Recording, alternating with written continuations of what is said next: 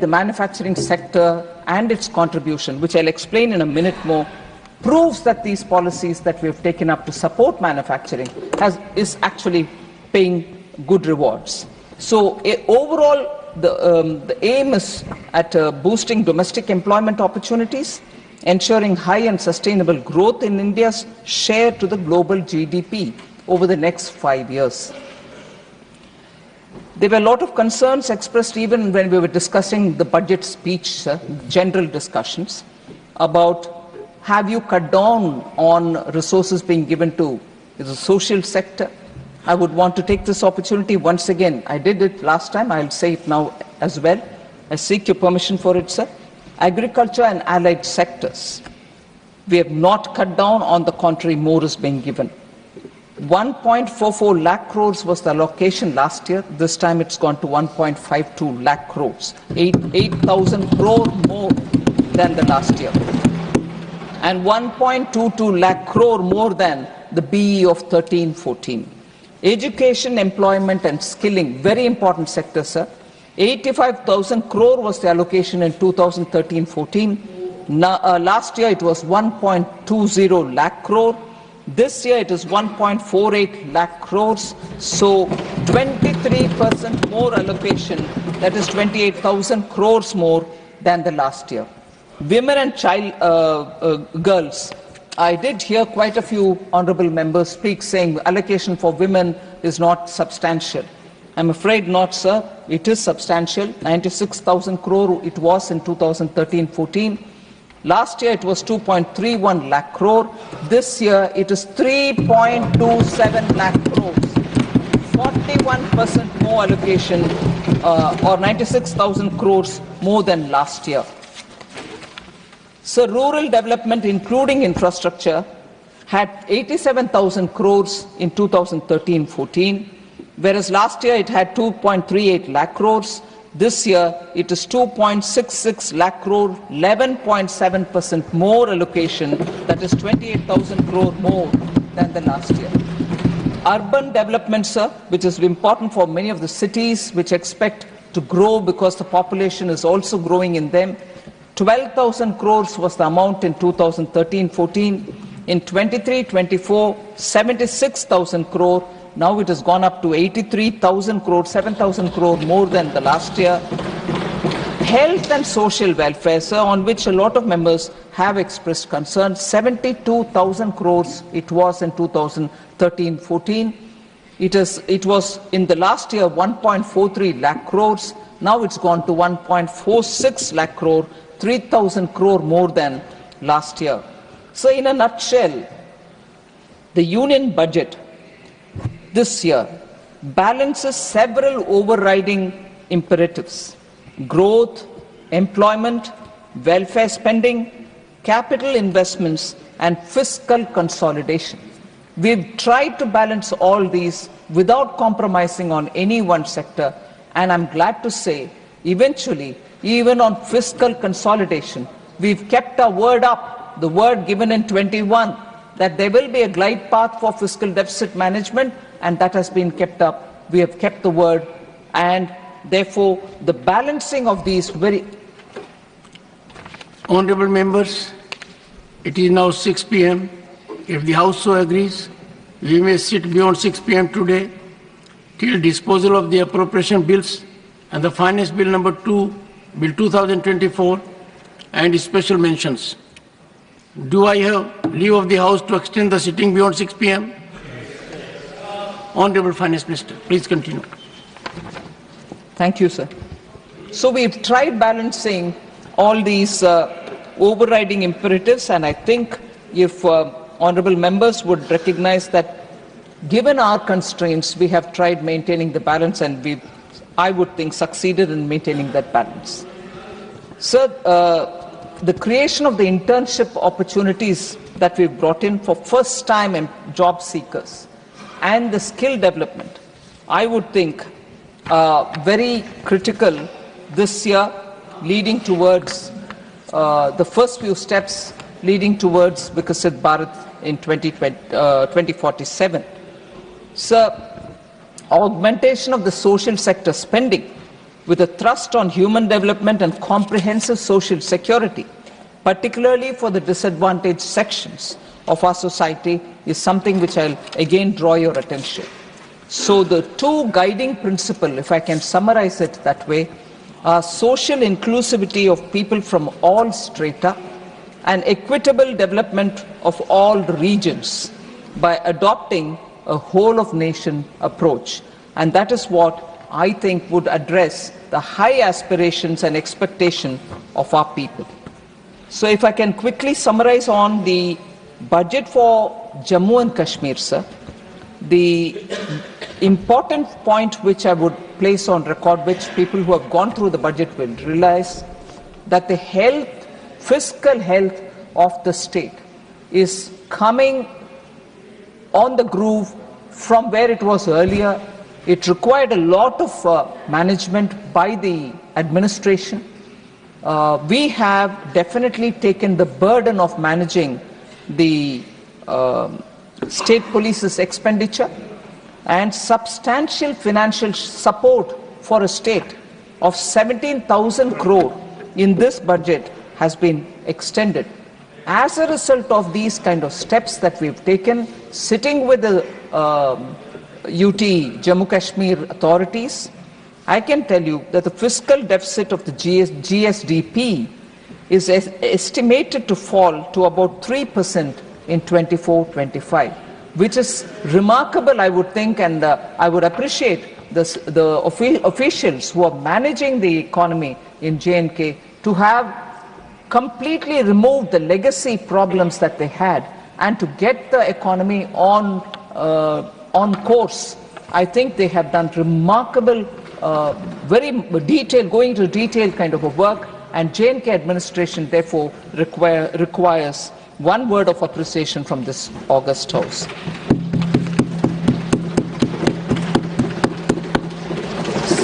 So broadly with these summary remarks on the appropriation bill and also Jammu and Kashmir, I would like to come to the first section of responding to honourable members who have spoken on the J&K appropriation and also on the appropriation bill of our budget this year, before I talk on the finance bill related observations of honourable members. Sir, Honourable Member Digvijay Singh had raised quite a few concerns. I can't see him here, but the issues that he raised quite a few points. Largely, I thought were coming from the political interpretation of what he sees through the budget process, but three of which I want to respond to, sir. First of all, he seemed to be impressed by the global hunger index. It is, and I've said this in this house earlier, also in the Lok Sabha, it's a flawed index. Their calculation is completely inexplicable. They can't stand up and say why it is so for some countries, why it is slightly different for some other countries. If I would just lay the examples before you and therefore say why I am questioning it as a flawed index, that will explain enough to answer Honourable Member Digvijay Singh. So conflict-ridden countries like Sudan, Malawi, Burkina Faso, and Mali are all higher than us in the index. Pakistan too is higher than us in the index.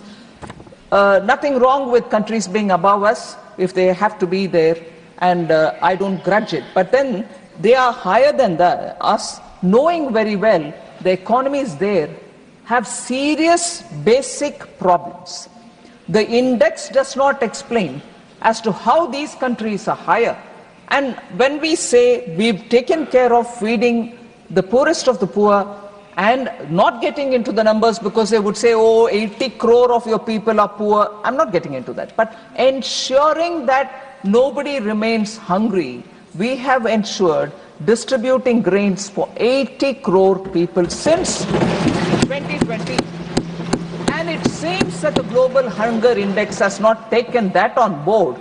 Whereas when people are standing, the poorest of poor people are standing for corn and starch flour in Mali, in queues, and also for atta in Pakistan, that economy seems to be defeating global hunger index lower rankings and going up, whereas we are put somewhere below. So I would want to highlight to Honourable Member Digvijay Singh that you please question based on studies that you do in this country, and we are willing to answer, but this index is flawed. The global hunger index is flawed. Now, the recent report, National Family Health Survey, that is 2019-2021, the nutrition indicators for children under 5-year-old have improved compared with NFHS 4. This is NFHS 5 that we are talking about. NFHS 4, which was the period to which it relates is 2015-16, whereas this one that I'm talking about is 2019-21. Stunting has reduced from 38.4% to 35.5% in India. Wasting among children, wasting has reduced from 21.0% to 19.3%. Underweight prevalence has reduced from 35.8% to 32.1%. These are very, revetted numbers which if we have to remove and bring them lower, a lot of effort is required. These are very entrenched numbers. But now these numbers are showing that there is a clear sign of coming down. It is because of nutrition reaching these families, and therefore this hunger index has got to be reviewed, and I wouldn't want Honourable Member Digvijay Singh to rely so much on a flawed index. Sir, the next issue that he also highlighted was net financial household savings are lowest. So I want to highlight the fact that country is witnessing a lot of change in terms of smart portfolio diversification. Small savings are also finding portfolios which are giving them better returns. So they may not be sitting in a post office, or they may not be sitting in a public sector bank, a savings account or small time fixed deposit. They are finding different portfolios which are giving us probably better returns. Every individual decides for themselves. They are also investing in property and property improvements. So they may be living in a small house which has a bedroom and a kitchen and so on. Now they are investing in making one more additional room to their houses. So money is going not into the deposit, sometimes it is going for asset creation. Those don't get counted at all. And even better, sir, when we were talking about rationalizing capital gains tax, the number of people who came back to say, why are you now even bringing in a small increase in the futures and options, the trading that happens in futures and options? And I was surprised when people who told me were very middle class people. I said, futures and options, you'd expect people who have that kind of a disposable income to trade in futures and options. But people have become smarter. They are able to make sense of it. They are better informed, even probably to put money there and get smaller returns for themselves. And therefore today, small saving is alone not the portfolio. People have found different portfolios which are helping them. So I need to highlight the fact that financial household savings today will have to include, when you're counting that, you will have to include the other portfolios which are available for small families. So growth in housing sales in cities has been particularly impressive, indicating that urban households are diversifying the deployment of their savings. In 2023, residential real estate sales in India were at their highest since 2013, witnessing a 33% year-on-year growth with a total sale of 4.1 lakh units in top 8 cities. So people are moving to thinking in terms of having their savings become investment into properties and also into portfolios which give them better returns. So I want that fact to be taken on board by Shri Honorable Digvijay Singh. Third, sir, he spoke about unemployment is increasing, labor-intensive sectors like textile sector is being ignored, which is not the case, sir. And he did say only in this budget you're supporting textiles and leather, but not earlier. That is not true. Quite a few years we've been sustaining our interest and making sure that support is extended through various different ways for labor-intensive sectors. While I can go about telling about what is the periodic labor force survey saying on how the employment numbers are going up, unemployment coming down, but I will use this example of supporting women in the workplace, which we have done, which is showing result. So if women's data is improving, you can safely assume that men's data equally is going up. If I were to say the reverse, it may not be holding good. But female enrollment in higher education has increased by 32% since 2014-15. Women's labor force participation has risen to 37% in 22-23 from 23.3% in 17-18. This increased participation of women in the labor force has reversed the steady decline that was observed during the UPA era. To sustain this momentum, this budget has allocated more than 3 lakh crores to schemes benefiting women and girls. Also, sir, in collaboration with industry, we will set up working women's hostels, establish creches, organize women-specific skilling programs, and promote market access for women SHG entrepreneurs.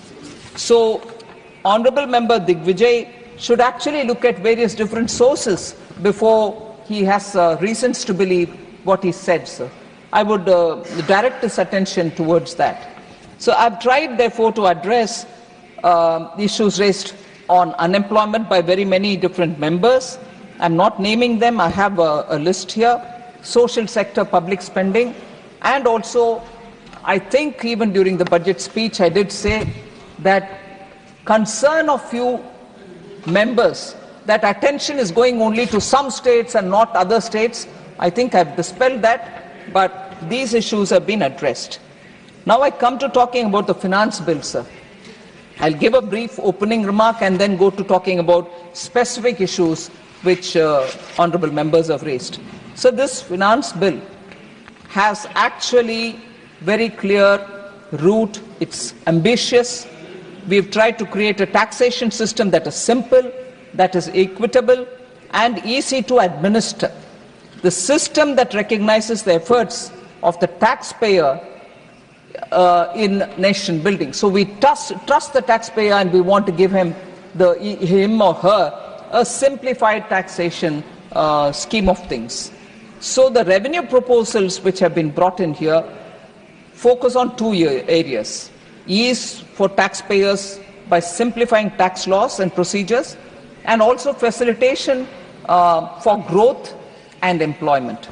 So largely the debate on finance bill has been confined to you're not doing enough for the middle class. So I just want to highlight the specific steps in this budget and also the one before, actually also inclusive of the fiscal measures that have been taken in the finance bill. So in 2023, the slabs for personal income tax were significantly liberalized under the new regime. All taxpayers had a reduced tax liability of up to 37,500 crores last year. This government has again revised the slab in the new regime this time also. And that was explained earlier also. I will recall it. 17,500 rupees is the effective relief for the salaried class. Standard deduction for salaried employees has also been increased from 50,000 to 75,000 in this finance bill. Deduction on family pension for pensioners is proposed to be enhanced from 15,000 to 30,000 rupees. For salaried employees, deduction on employers' contribution in case of employees in private sector, which was missing all these years. Public sector employees had it, but private sector employees will get it now. And public sector banks opting for new tax regime has been raised from 10% to 14% in this budget. So I just want to highlight the fact, sir. Compared with very many developed economies, which have actually increased the tax rates, despite the pressure from COVID times, we have actually reduced the burden on middle class substantially. Effective tax, sir, on an income of 15 lakhs is reduced to 10% in 2023 under the new regime and has been further reduced this year. So I want that number to be clear for people who are earning 15 lakhs since the last budget to this one. The effective tax is only 10%. So this is a clear middle-class friendly approach by using the new tax regime. Sir, even as I was coming here, in the afternoon, I had a young journalist tell me, "Ma'am, thank you very much." I said, "For what?" She said, "I got my refund this time within a week." The former CBDT chairman is here, reporting to you, as you said yesterday, reporting to you. Refunds have been systematically in the last few years one of the biggest things which the CBDT has handled. And continuously from last 3 years, we are each year improving our performance. That today, I had this young journalist tell me, I was anyway going to tell the honorable members of this House that from 93 days in 2013-14, the time which took for refunds to reach people, it is today only 10 days. You pay the tax within 10 days, you get the refund that is due to you. I would also like to remind, sir, from the days of tax terrorism and rent seeking, today we have a faceless regime which has infused confidence in the minds of the taxpayer. And we trust the taxpayer in that he should just fill up the pre-filled forms which comes to him and his returns are filed.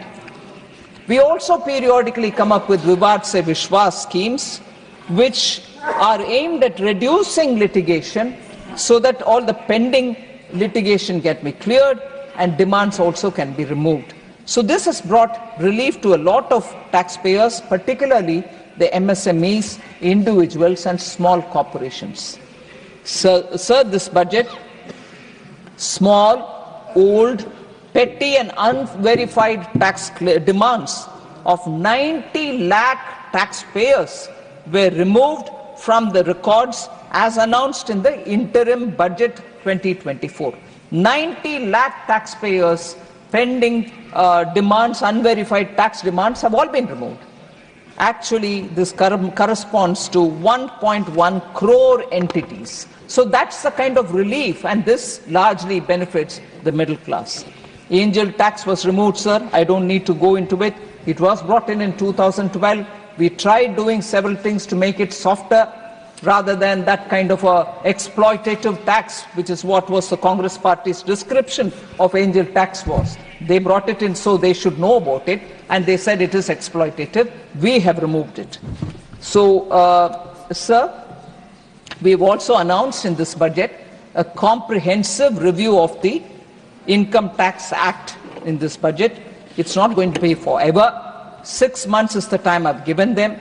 Within 6 months, we should have a simplified version, which after due consideration will obviously be brought to this House and members will be briefed on it and the approval will be sought. Sir, a monetary limit for filing appeals related to direct taxes have also been enhanced so that small amounts, small demands are not getting too frequently going on appeals. So whether you're going in front of the tax tribunal, high courts or Supreme Court, the amounts have been enhanced. 60 lakh is the amount now, which was earlier 50 lakhs for the tax tribunals, 2 crore for the High Court now, earlier it was 1 crore, and 5 crores to the Supreme Court, earlier it was 2 crores respectively. So this will, I hope, reduce litigation and promote ease of doing business. So there are also one very good news I want to say. As a consequence of the proposed upward revision of monetary limits in Finance Bill 2024, which is what I explained a minute ago, a total of 7,754 appeals, 1,044 appeals pertaining to indirect taxation, and about 6,710 appeals of direct tax are likely to be withdrawn from the various judicial fora, whether it is Supreme Court, High Court, or SESTAT, or ITAT. We are going to withdraw all of them. So that will directly give relief to a lot of small businesses and middle-class people. This is about direct taxation, sir. Just quick 2 points on the indirect taxation. On the customs side, we aim to boost domestic production and enhance export competitiveness by reducing duties on raw materials, inputs, particularly for the labor-intensive sectors, so that their products can become cost-effective. Rate cuts on certain inputs for labor-intensive industries, such as leather and textile sector, is also noteworthy, sir. Exemption and reduction on 27 critical minerals, such as lithium, cobalt, etc., have been brought in because we want to strengthen our strategic autonomy. Duty rate cuts on precious metals. That was also one of the questions which some honourable members said, why do you want to cut duty on platinum and whereas you're increasing it elsewhere? We're not increasing anywhere. But platinum we had to, because it is part of the gems and jewellery trade, which is of a big export earning. So it is not just the platinum, but because it moves along with precious metals, we had to deal with platinum this time. So bringing it down is along with gold, because normally because of certain blending of precious metals, platinum also goes with that basket of precious metals. So on the capital gains, I think much has been said, much has been heard. I just want to say one line. We did receive a lot of representations post our budget, which was presented on 23rd July, particularly for long-term capital gains without indexation, which is what we brought in at 12.5%. But then, having heard a lot of inputs which have come from people, we have brought in a government amendment and changed that.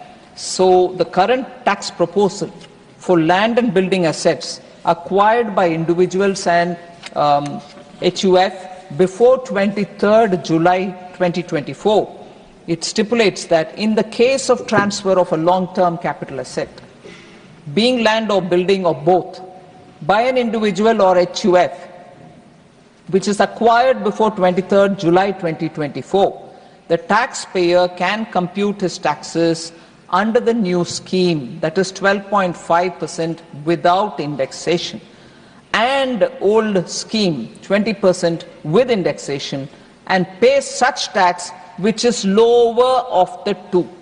So we are giving the option to the taxpayer.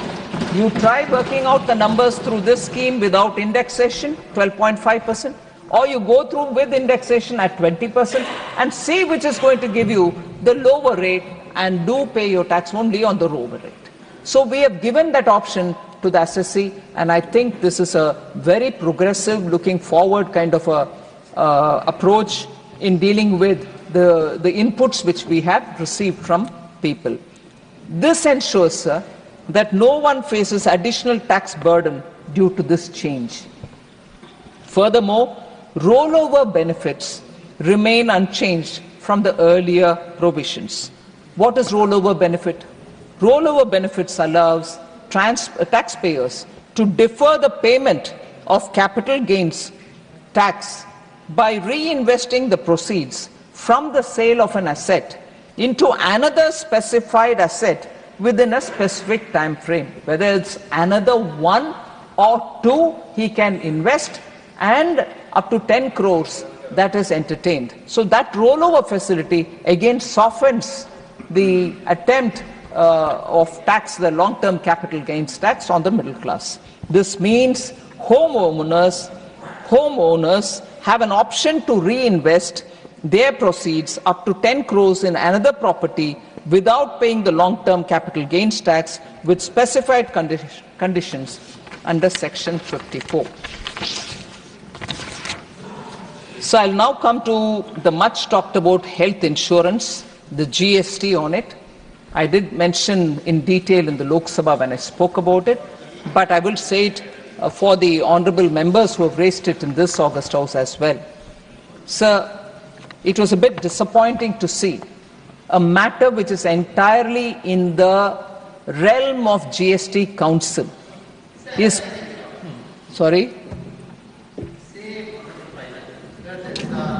Are you yielding? No, sir. I'm speaking, sir. Sir, actually, it is in the realm of the GST Council. No way by protesting here or telling that the finance minister should do it, the seriousness of what we are talking can be missed out. The seriousness of protest is substituted for reflecting. Sir. In this House, we reflect and contribute. And therefore, I would like to give the facts before this August House, sir. The point is,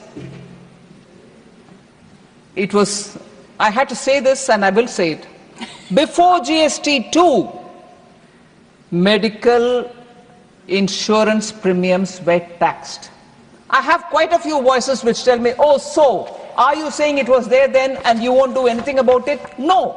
But I need to answer those issues which pretend to believe that it is all a sin which has come after GST has come in. I'm sorry, sir. It existed before GST. Let's address each one of the issues. I'm not here to justify this way or that way. Let the GST Council take a call now that they've heard all of us speak about it. But let us also not look the other way when the facts are before us. GST came in 2017. Prior to GST coming in, every state levied taxes on the premium collected on insurance. Let's concede that first. Let's have that before us. And if it is before us, would you now say, oh, because of GST and Modi brought this, how heartless are you? I'm sorry, hang on. Even in the GST Council after 2017, 3 times this issue was discussed. 31st meeting on 22nd December 2018. Again, the GST Council, which is 37th meeting, which happened on 20th September 2019. And 47th meeting, which happened in June 2022. This issue has been taken up by the GST Council. And who are the members who are sitting in the GST Council, sir? The finance ministers of every state. And together, all the states' finance ministers hold 2/3 voting power in the GST Council, and the central government, with the chair, has 1/3. So the decisions that are taken there are taken with inputs from every state finance minister. They can belong to any party. So my question is, honorable members who protested with placards here, I want to ask, did they write letters to their own finance ministers to say, hey, what are you doing? Why did you not take this up in GST Council? Much before I go to Delhi and scream about it, I want you as a representative of my party running this government in this state to make sure that the GST Council will only take a decision which we want. What stopped any one of them to do that there? To just make sure an opportunity which came by their side because some minister wrote a letter and somebody who was a part of the delegation who, without the permission of the minister, put it out in public domain. And then, with due respects, everybody comes in, inclusive of some chief ministers, to say, oh yeah, I am also supporting that, you should now withdraw it to the finance minister, who's a chair there, all right, but part of the GST Council. I wish individual states, chief ministers or members of parliament write to their respective finance minister and say, go now Make sure the next GST Council meeting takes this up. No, they didn't do this. Hindi में जो बोलते हैं राजनीतिक रोटी सेकने के लिए इधर खड़े हो जाओ। और वो निर्मला सीतारामन, वो मोदी जी, ये क्या तरीका है? मिडिल क्लास उनके हेल्थ प्रीमियम के ऊपर आप जीएसटी कलेक्ट कर रही हो, एंड ऊपर से 25,000 crores. No sir, I am not yielding. I heard all of them. One second. ऊपर से, one second. Here's a point of order. Point of order. No. Sir, she's not yielding. She's not yielding. Sir, I finish this, and with your permission, I'll hear all of them. With your permission, I'll hear all of them once I finish this. Okay. आधा अधूरा नहीं चाहिए. I'll seek your permission, sir.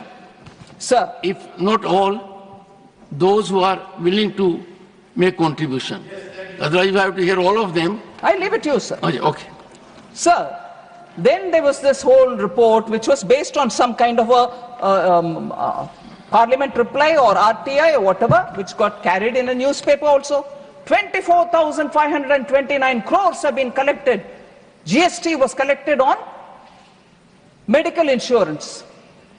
24,000. The center pocketed it, was the headline of that news. 24,000?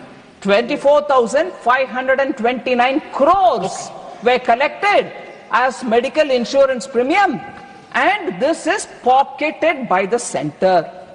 Even today, honorable members, when they spoke, they said this is daylight robbery.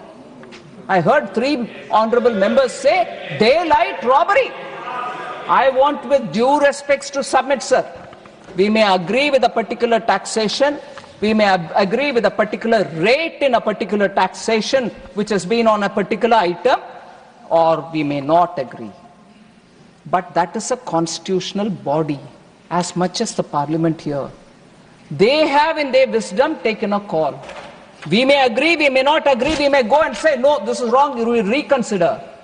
But to call it daylight robbery, sir, in which their own finance ministers are sitting, sir, and with their signature it has been cleared, sir. Daylight robbery, constitutionally formed GST Council में daylight robbery हो रही है, sir. और वो बात इस सदन में बोला जा रहा है. I'm sorry, we need to look at what is going on. Sir, 24,529 crores have been collected. All right. 50% goes straight away to the states. The rest 50% comes to us. And the rest 50% may say, again 41% goes to the states. So, if I have to bring it down simplistically, if 100 rupees is collected, first 50 rupees goes off to the states. Mera hissa another 50%. Usme se be 41% is given, meaning some 21 rupees 09, whatever, let us say, round it to 21 only, if not 22. 50 plus 21, 71 rupees आपके हाथ में रखे हुए इधर बात कर रही हो मोदी सेंटर 24,000 ले लिया आपने medical insurance. Let us have some, I don't know if I'm using the right word, सबर रखें, right? थोड़ा सबर रखें जी, अध्ययन करो जी, उसके बाद का बात करो जी, मैं जवाब देती हूं. अरे आकाश में से उड़ा दिए नंबर. और जीएसटी का एलोकेशन किस तरीके से होता है इसको समझना चाहिए. सीधा इधर आपके ही फाइनेंस मिनिस्टर को बाईपास करते हुए पूरा पार्लियामेंट के ऊपर हमला. Parliament cannot bypass GST Council and say, oh, acha. They also, then some people come saying, bring in this finance bill, an amendment that this 18% will be brought down. Constitutional impropriety. There is a GST Council. उनका निर्णय करने वाले वो subject के ऊपर आप इधर करने के लिए आ रहे हो भाई. प्लीज थोड़ा प्रोसेस समझ लें.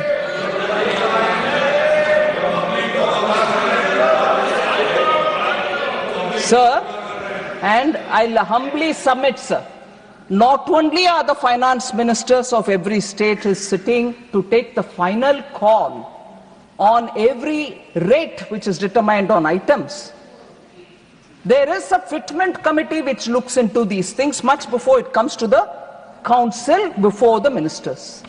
The fitment committee is not made up of anybody which we choose. They are officers. It's full of officers. But every state is represented in one way or the other, sometimes some states, some others. This time, the current fitment committee in the GST Council has members from several states and particularly from West Bengal, from Tamil Nadu, from Karnataka. They're all there in it. Fitment committee which decides on the matter of tax rates before it comes to the GST Council, wherein again ministers are seated. According to you, in this committee, according to you, in this committee, the representation is not of all states, but of some. Selected. It's always in every committee selected states. And equal representation. And in the current one, they were the members. Okay. No, current one, they are members also. Sir. Okay, I'll give opportunity. I'll tell you, Honorable Finance Minister, this is an issue on which there is need to be clarity. You are making a point impactfully and will allow members after you have concluded, and then you'll have a right. That you already said, sir. So, if I've named 3 states, it's not as if I'm ignoring the others. I'll give you the example. Current representation in the current fitment committee has Rajasthan, Gujarat, Maharashtra, Bihar, Haryana, UP, MP, and West Bengal, Tamil Nadu, and Karnataka. Okay, they are so it is not as if it is only some states and some others. And this fitment committee, for all you know, was constituted much before the election results came of the states. That continues. We don't disrupt it. Sometimes it changes, sometimes it doesn't. So the fitment committee consisting of officers are there where every state, most states get represented. In another committee, somebody else, some other states will come in. Rotation. So in other words, sir, I just want to say, another misunderstanding. The central government collects. No, the GST Council collects it. Immediately the amounts are disbursed. And the rest of the amount is according to the tax devolution, it goes. So that is the thing about medical insurance GST. Sir, Member Tanka, who opened the speech, Vivek Tanka, spoke about railway budget, and since after it was merged, that nostalgia of a railway budget, I can understand that. But I want to give the data for Vivek Tanka's notice that since after the subsuming of the railway budget into the main budget, allocations have not suffered. In fact, it's gone up. 2017-18, sir, post the merger, the actual expenditure budget, the capital separately, is 43,417.55 in 2017-18 crores. 52,837 crores in 18-19. And so it goes. In 2021, it crossed 1 lakh crore. Capital expenditure. I'm not talking about the other. 21-22, 11 lakh crores, something 7,270 crores. Then 15 lakh 9,256 crore. Going like that. Today, for 24-25, the current budget, it's 25 lakhs to 2,000 crores for capital in railways alone. So the actual is, the previous year's numbers are also there, it gets 99% utilized.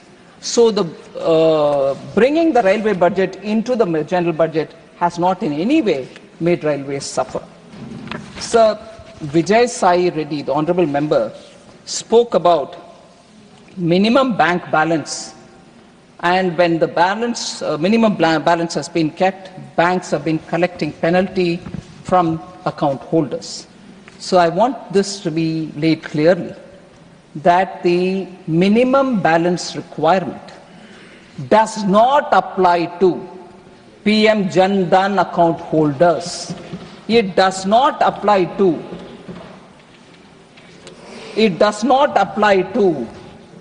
minimum basic savings bank deposit that people hold, Jan Dhan account or the basic savings bank deposit. Both of them do not have any basic minimum balance requirement. So if they didn't have, no penalties are levied on them.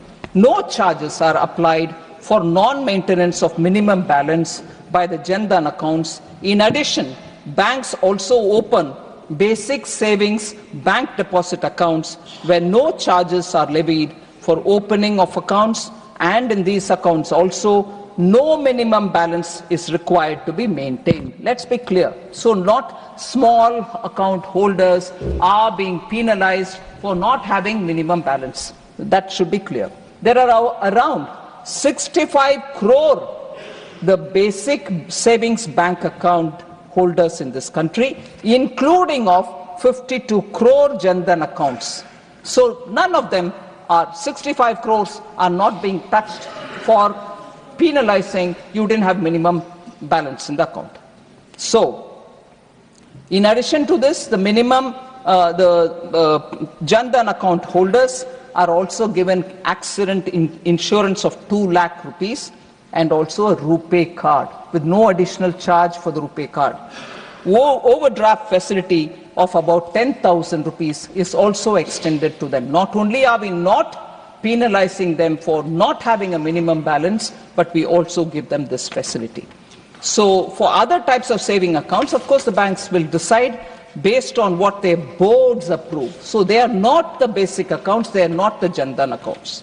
So I just want to highlight it, but for whoever they collect this minimum charge breaching, meaning you didn't have a minimum balance and therefore I'm penalizing you, information on minimum balance requirement is intimated upfront to the account holder. So it's not as if I can open a non-PM Jan Dhan account, a non-basic whatever account, and then say you didn't tell me but you're collecting minimum. No. Upfront I'm told your minimum balance requirement is this, you'll have to maintain it. If you don't, we'll penalize you. It is said upfront by the banks. The largest public sector bank, sir, State Bank of India, as per its board approved policy, does not apply any minimum balance charges at all. So let's put this in perspective. So then, Honorable Member Shakti Singh Gohil ji had raised this issue about you increase customs on plastic used by common citizens. On the other hand, you reduce customs duty on platinum. On platinum, I've explained as to why the duty was reduced. But I want to highlight the fact that it is not on plastic that we have raised the custom duty. It's not plastic. We have raised it on the commonly used plastic item, BCD, remains unchanged. What has been raised? The basic customs duty has been increased from 10% to 25% only on PVC flex films that are used for making flex banners. Flex banners are made with flex PVC films. Only that has been, the BCD has been increased. Why did we do that, sir? In fact, many states have already banned it. Andhra Pradesh and Maharashtra have already banned the use of PVC flex. PVC flex banners, sir, are non-biodegradable and they are prone to leaching of PVC into the soil or water, and therefore they release toxic fumes. This we didn't want, and therefore we've raised only on that film, PVC film, which is used for flex. I've explained as to why platinum benefits from a duty decrease. Vijay Sai Reddy also, Honourable Member, also spoke about the STT rates and reminded that if you had capital gains, there was a promise given once, long time ago when it was introduced, that STT will be now there for some time, but if capital gains is there, STT need not be there. But today we have kept it there because, one, we are able to trace people who are big ticket spending. It helps in tracking, and it also helps in widening the tax base. Because once you levied a TDS or a particular tax, then when the opportunity comes to file your return, you'll anyway adjust this and file it. It's not an additional tax. But when you do this, you are able to bring people who are spending bigger amounts into the tax net. And that's why it continues. It's not for revenue considerations so much.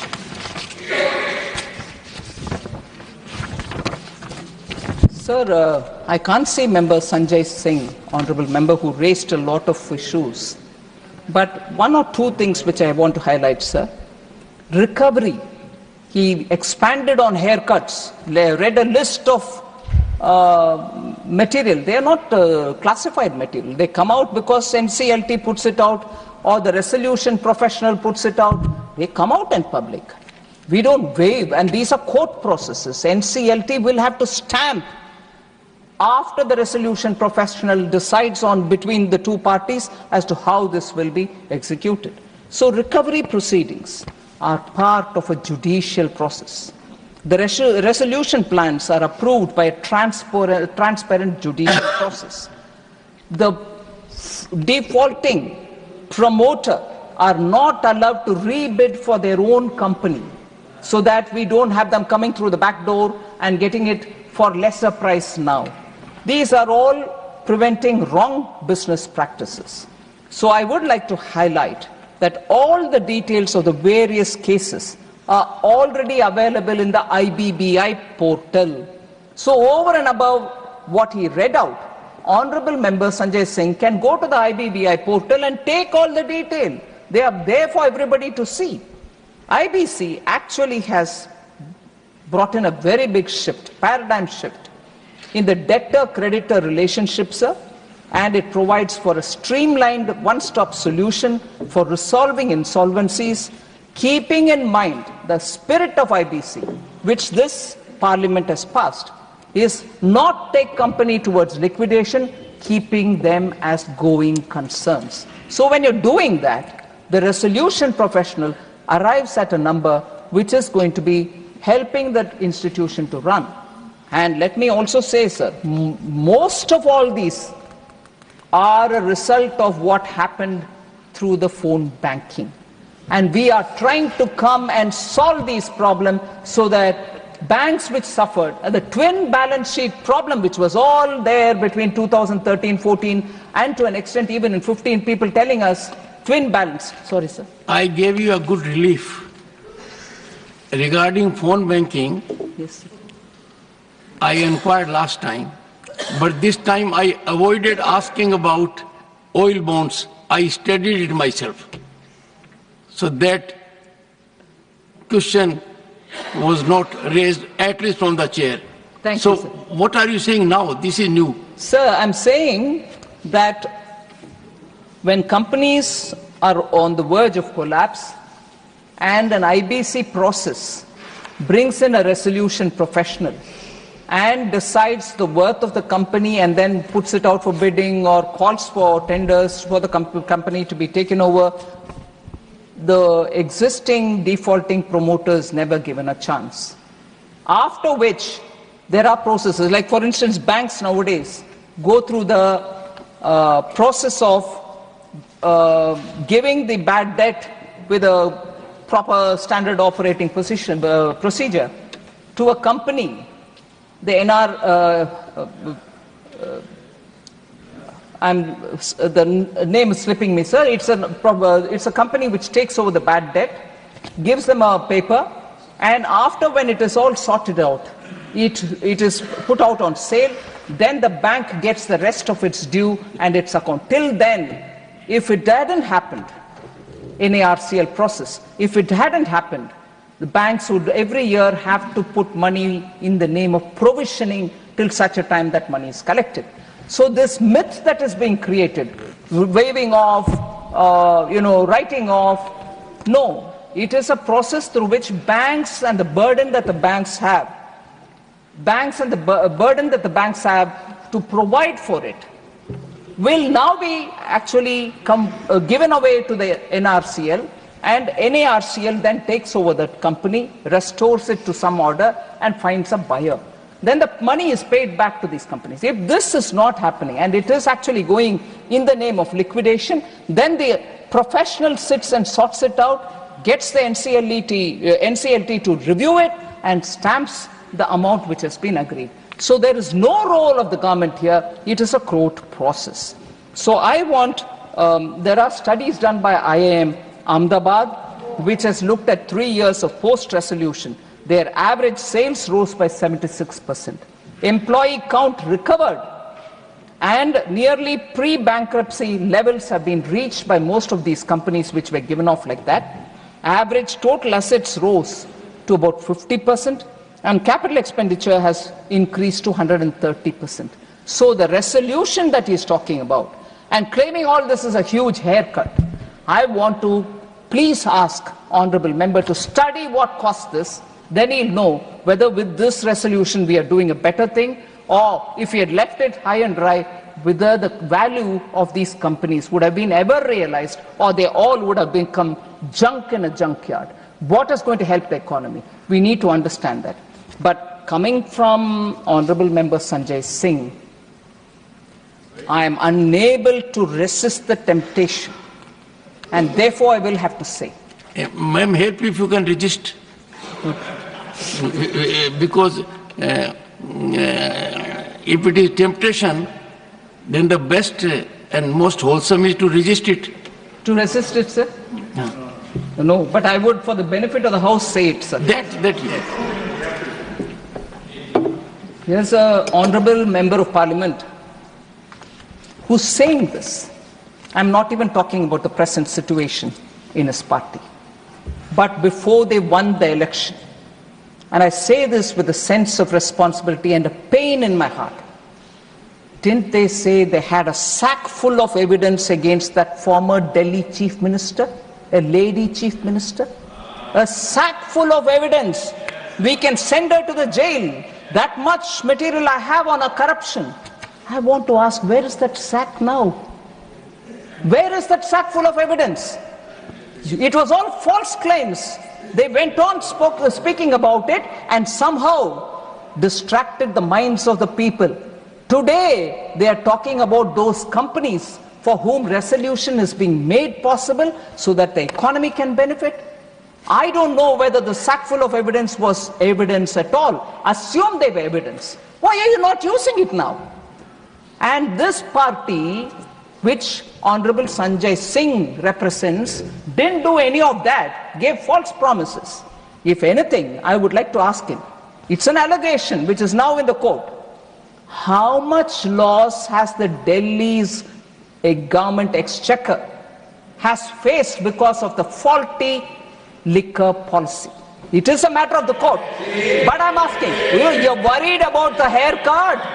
You're worried about how much Government of India and the public money is being lost because of the haircut? I'm asking, how much did Delhi government lose because of your faulty policy, liquor policy? So, when this is there before honourable member, I would want him to have some kind of a discretion to understand what exactly is going on. Sir, finally, there's been this point about this cancer medicine, about which, of course, even the first speaker, Vivekji's mentioned. But Haris Biran of the IU, you raised the point about the cancer drugs should be made custom duty-free, and all cancer-related machines should also be exempted. I want to say, sir, our approach since 2021 has been that we progressively relieve all the life-saving drugs and medicines which are particularly imported for personal use. We've already exempted all of them. And there are many more steps taken.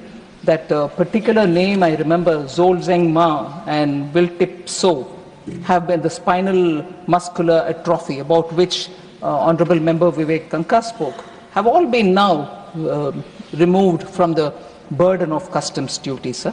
So, I suppose with that, I would have addressed most of the issues, except for the 4 questions of Jairam Ramesh, sir.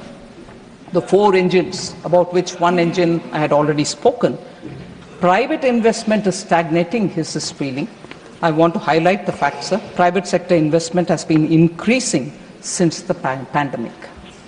It is rising from 3.8 lakh crore in the pandemic year 2020-21 to 4.9 lakh crore in 21-22 to 6.1 lakh crore in 22-23. So gross fixed capital formation, which is an indicator of investment and new value added to the economy, it is expected to be the largest GDP growth driver in this year. And therefore, with a percentage contribution of 44.9%, the GFCF is a real instrument through which we are seeing faster growth since the pandemic induced contraction set in. Also, sir, by private non-financial corporations, the gross fixed capital formation increased from 24.17 lakh crore in 21-22 to 28.95 lakh crore in 22-23. 19.8% increase at current prices. So that answers about one of the engines, sir. The other engine I had already spoken about. I'll talk about the manufacturing in particular. That is by itself, it is part of the engines which have to work. Gross value added at 14.3%. And that is in February financial year 23, and an output share of 35.2% during the same period. Manufacturing gross value addition grew by 9.9% in 23-24. So the high frequency indicators performance, such as the HSBC India Purchase Manager Index PMI, for manufacturing, which has been expansionary for 36 consecutive months, which is 3 years, it is expanding in the expanding territory only. This has to be contrasted, sir, with the situation under the UPA, when manufacturing activity stagnated for 8 consecutive months in 2013, that is May 13 to December 13, it was only in contraction territory. Whereas now, we are seeing for 36 months, it is only in the expansion territory. And it is therefore no surprise, sir, that in the budget speech, interim budget speech of 2014-15, the year when elections happened and the regime was changed, meaning government was changed, the finance minister then had said, and I quote, "Manufacturing is the Achilles heel of the Indian economy. The deceleration in investment in manufacturing is particularly worrying," unquote. That's the quote then. Whereas now I'm showing you how GVA, PMI, all of them are doing well. So we've also come up with a PLI scheme for 13 sunrise sectors. Even that is bearing results. Telecom, particularly telephone manufacturing, I don't need to elaborate on that, sir. Defense production is another area in which we are really doing very well. Under our government, total defense exports during 2004-5 to 13-14, which was earlier government, was only 4,312 crores, whereas what it is now, total defense export is 88,319 crores for the period between 14-15 and 23-20. The last point, sir, is the private consumption. Is that stagnating? No, it's not stagnating. It is actually, if you take the indicators, sales of passenger vehicles increased by 8.4% year on year. Highest ever mark is 4.22 million. The Indian aviation industry has recorded its highest ever domestic passenger traffic for a half year. Between January and June 2024, Indian airlines, meaning airlines in India, carried 79.35 million passengers. It is also reported that the rural growth, particularly of two-wheeler industry, domestic two-wheeler, because if I talk of passenger vehicles, they'll say, oh, you're talking of SUVs. No, I'm talking of two-wheeler. The domestic two-wheeler industry for the year 24 witnessed a total sales volume of 17.97 million units, reflecting a growth of 13%. Three-wheeler sales, which is largely used by small businesses, registered best ever sales of nearly 6,32,500 units, which is a 57% growth. All this cannot happen if the rural demand is not high. So I think I've largely answered most of these questions. Rural wages are not stagnating. Rural wages rose at about 5% every month year on year, 23-24. Agriculture's wage rates have grown it grew by 7.4% for men and 7.7% for women. So with that, I think, sir, I've answered most of the questions. No, thank you very much.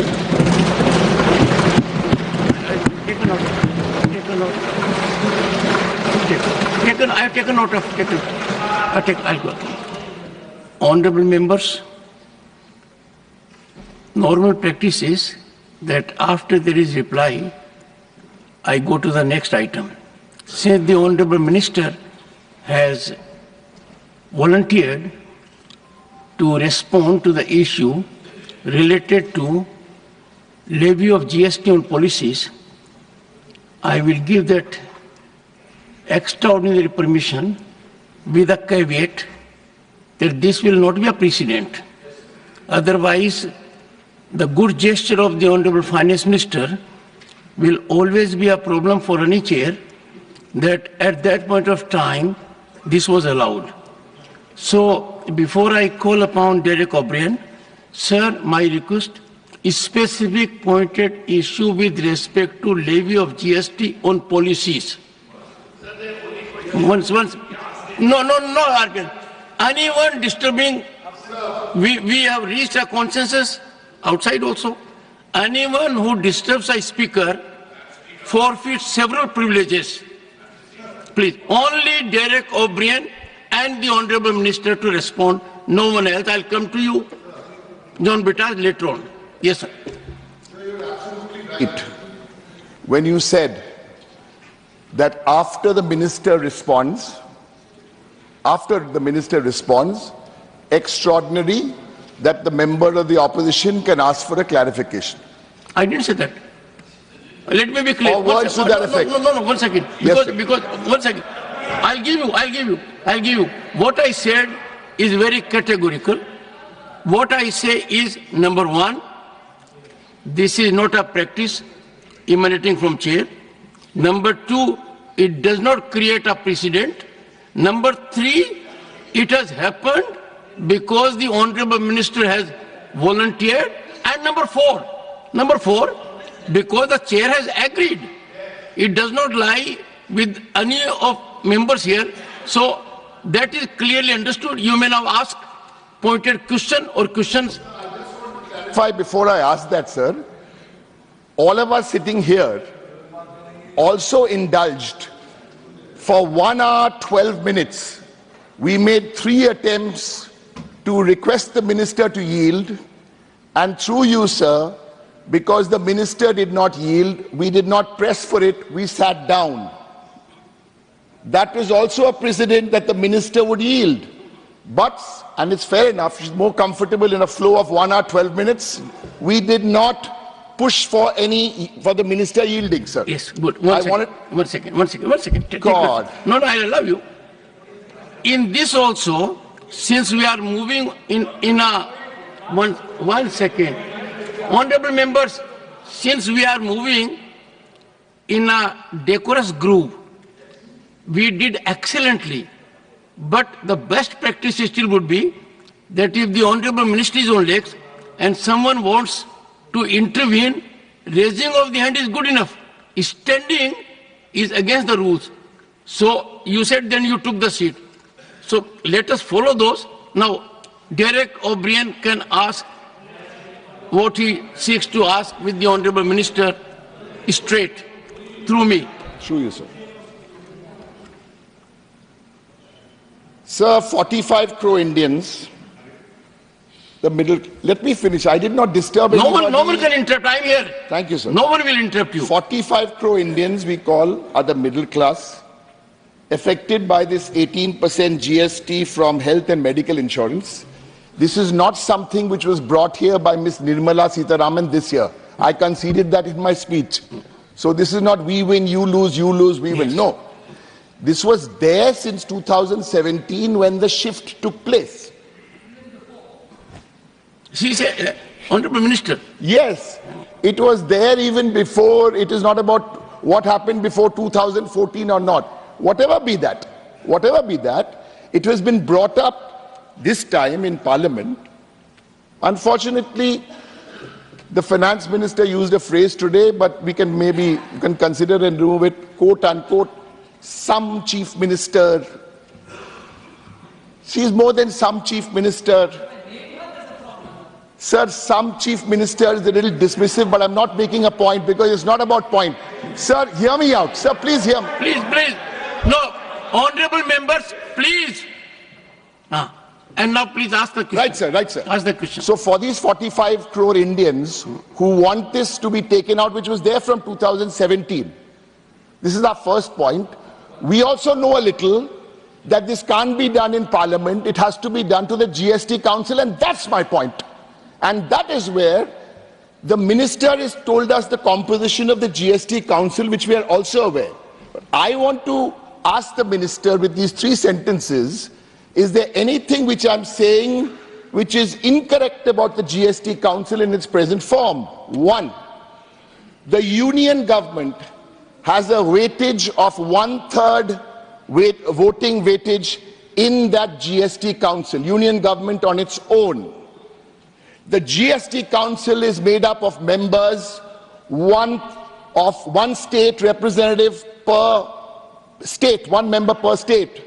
My point is, sir, 2/3 of those states are run by the NDA government. Sir, leave these technicalities aside, leave it aside, who wrote, who didn't write. For these 45 crore Indians, please consider removing the health, because it's not only about 1 member, 2 members. Sir, that is one. And the second I'm not even making an issue about was the white paper on my state, because the white paper was not mentioned, so it will remain a blank paper. That's fine. That's all, sir. Thank you. John Bitas, you can answer both together. Yes. Like you have done on the bills. Sir. Both the bills together. Dr. John Bitas. Sir, to put the matter in correct perspective, I will segregate this into 3 points.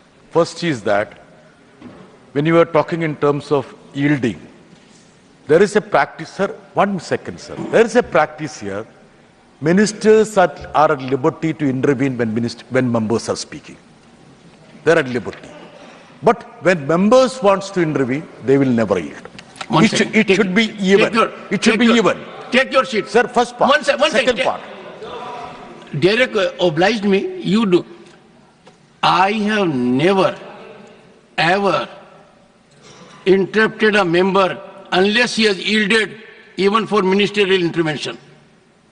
Intervention by minister or a member depends on the speaker, whether he is a member or a minister. John, now make your point. Sir, you understood what I meant, right? Sir, you understood and the whole house understood what I meant. Good, fine. Go ahead. Second point is that, see, with regard to petroleum products, we all know that the states have to agree. But minister has made statements that if the states agree, I am ready. In that case, my question to the Honorable Minister is that, what is the perspective of the union government? And the third part, sir, is that she made a statement by saying that without the permission of Gadkari ji, someone put out that. Is it the version of Honorable Minister Mr. Gadkari or her version?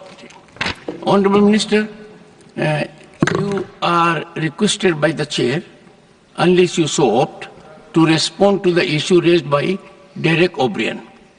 Because I had allowed issue related only to policies, and Derek has raised issues directly on policies. Please. John Bitas has digressed. Derek. Sir, the composition of the GST Council is what I said, and that's what was repeated by the Honourable Member. 1/3 is centre, 2/3 is states, and then to say, oh, the states 2/3 of that 2/3 is all BJP ruled. I've also named, and in the GST Council also, sir, since 2017, decisions except once were all taken on consensus basis. They have never been in a dispute. No state looks at it from the point of view, I come from this state and therefore I can't accept this particular tax proposal. In fact, there the question is, how do we deal with taxation, revenue collection, and not burdening people?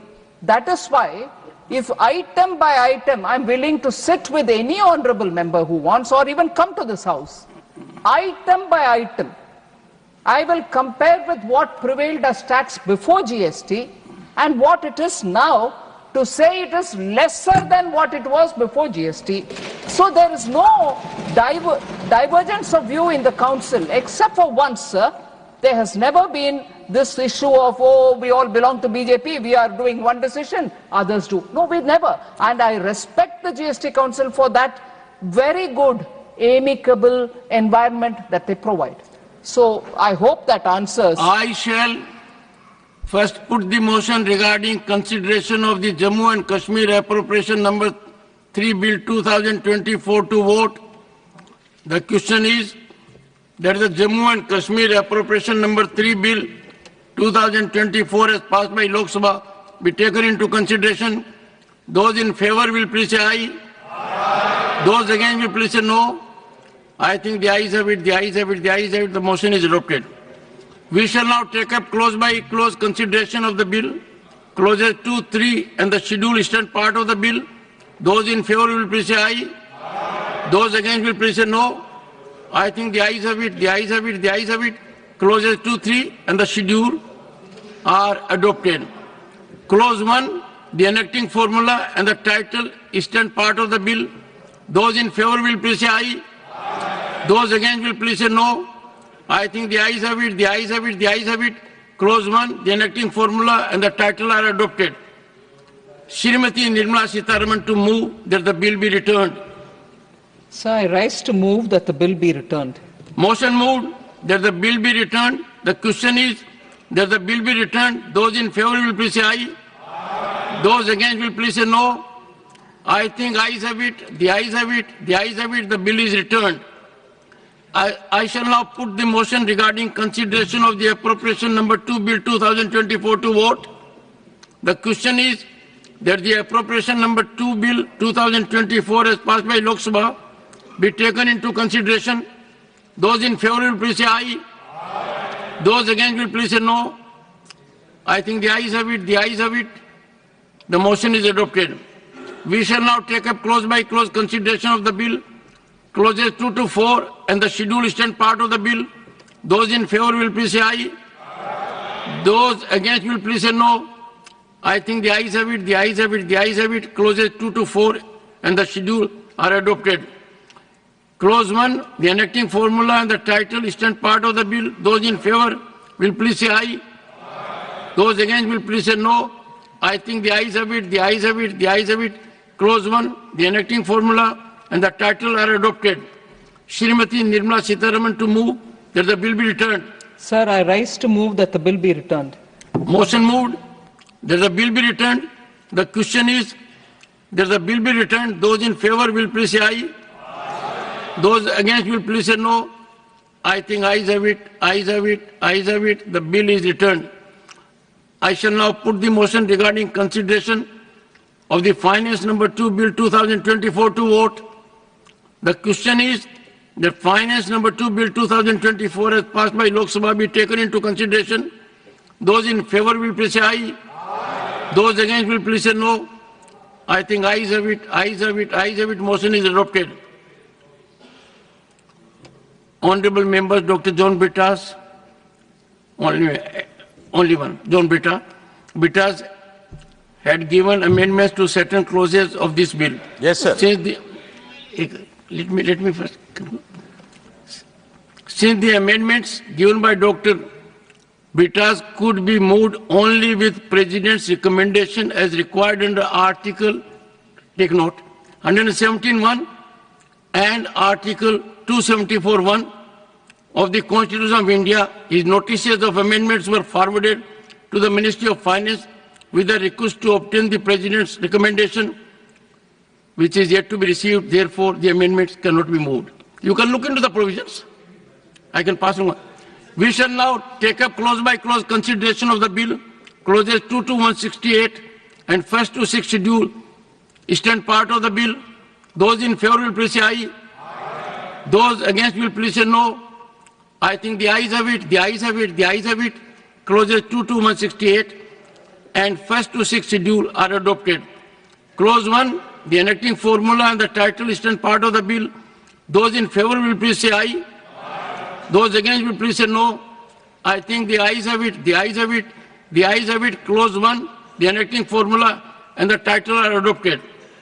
Srimati Nirmala Sitharaman to move that the bill be returned. Sir, I rise to move that the bill be returned. Motion moved that the bill be returned. The question is that the bill be returned. Those in favor will please say aye. Those against will please say no. I think the ayes have it, the ayes have it, the ayes have it. The bill is returned. Special mentions. Shri Abdul Wahab, demand for a national mission on climate change to address the consequences of climate change on people of vulnerable categories and their livelihoods.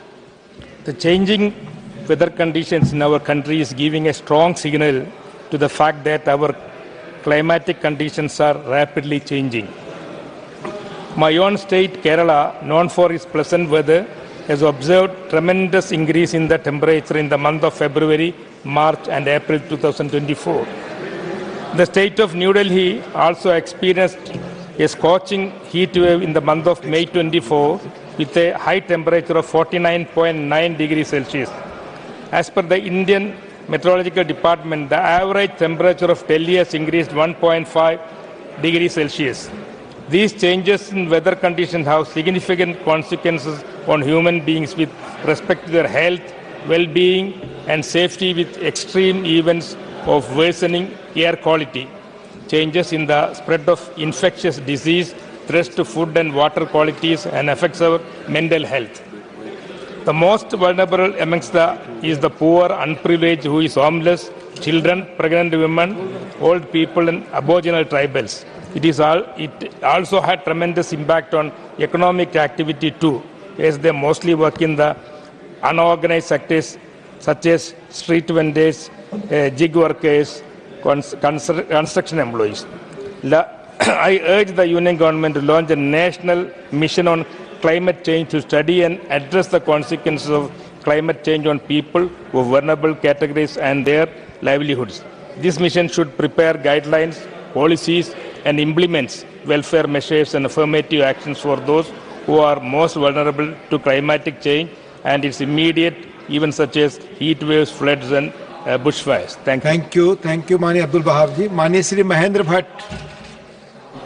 महोदय, मैं आपके माध्यम से सरकार का ध्यान हिमालयी राज्यों में आपदा मोचन निधि के मानकों में अग्नि से घटने वाली घटनाओं को परिभाषित न करने से राहत सहायता अनुमन्य किए जाने में आ रही कठिनाइयों की ओर दिलाना चाहता हूं। महोदय, ग्रीष्मकाल में हिमालयी राज्यों में वन अग्नि घटनाएं बढ़ जाती हैं तथा अनेकों परिवार अग्नि के इन घटनाओं से प्रभावित हो जाते हैं। इन अग्नि की घटनाओं से जहां इनके पालतू पशुओं की मृत्यु हो जाती है, वहीं अनेकों फलदार वृक्ष भी नष्ट हो जाते हैं, परंतु इन परिवारों को उचित मुआवजा नहीं मिल पाता है। महोदय, अग्नि की घटनाओं को प्राकृतिक आपदा में सम्मिलित नहीं किया गया है।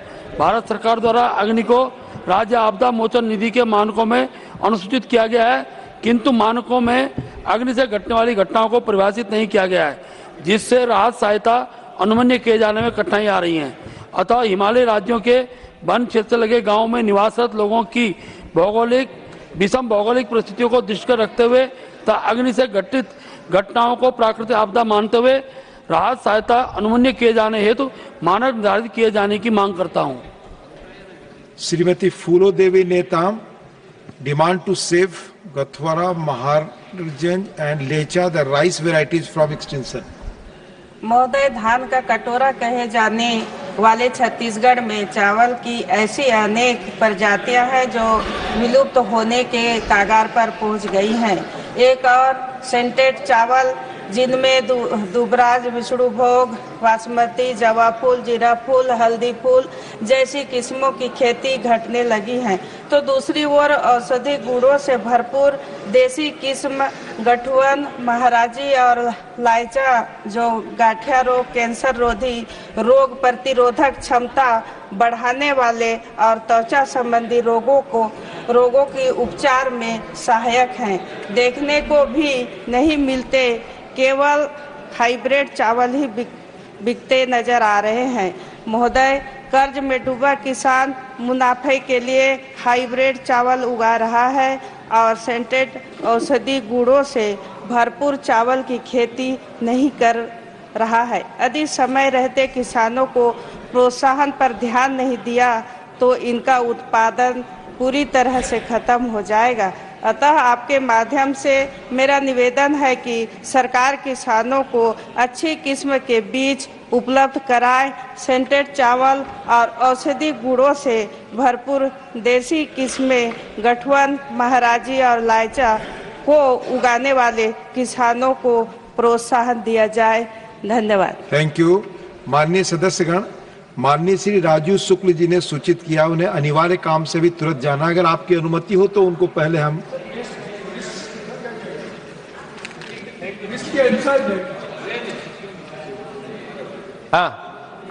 Thank you, sir. Increase in rate of interest by the Bank of Japan can have a direct impact in Indian infrastructure companies. India has been one of the biggest beneficiaries of the near zero interest rates that existed in Japan. The strategic and friendly relationship between both the Asian powerhouses saw cheap capital available to fund India's infrastructure push in the past 10 years.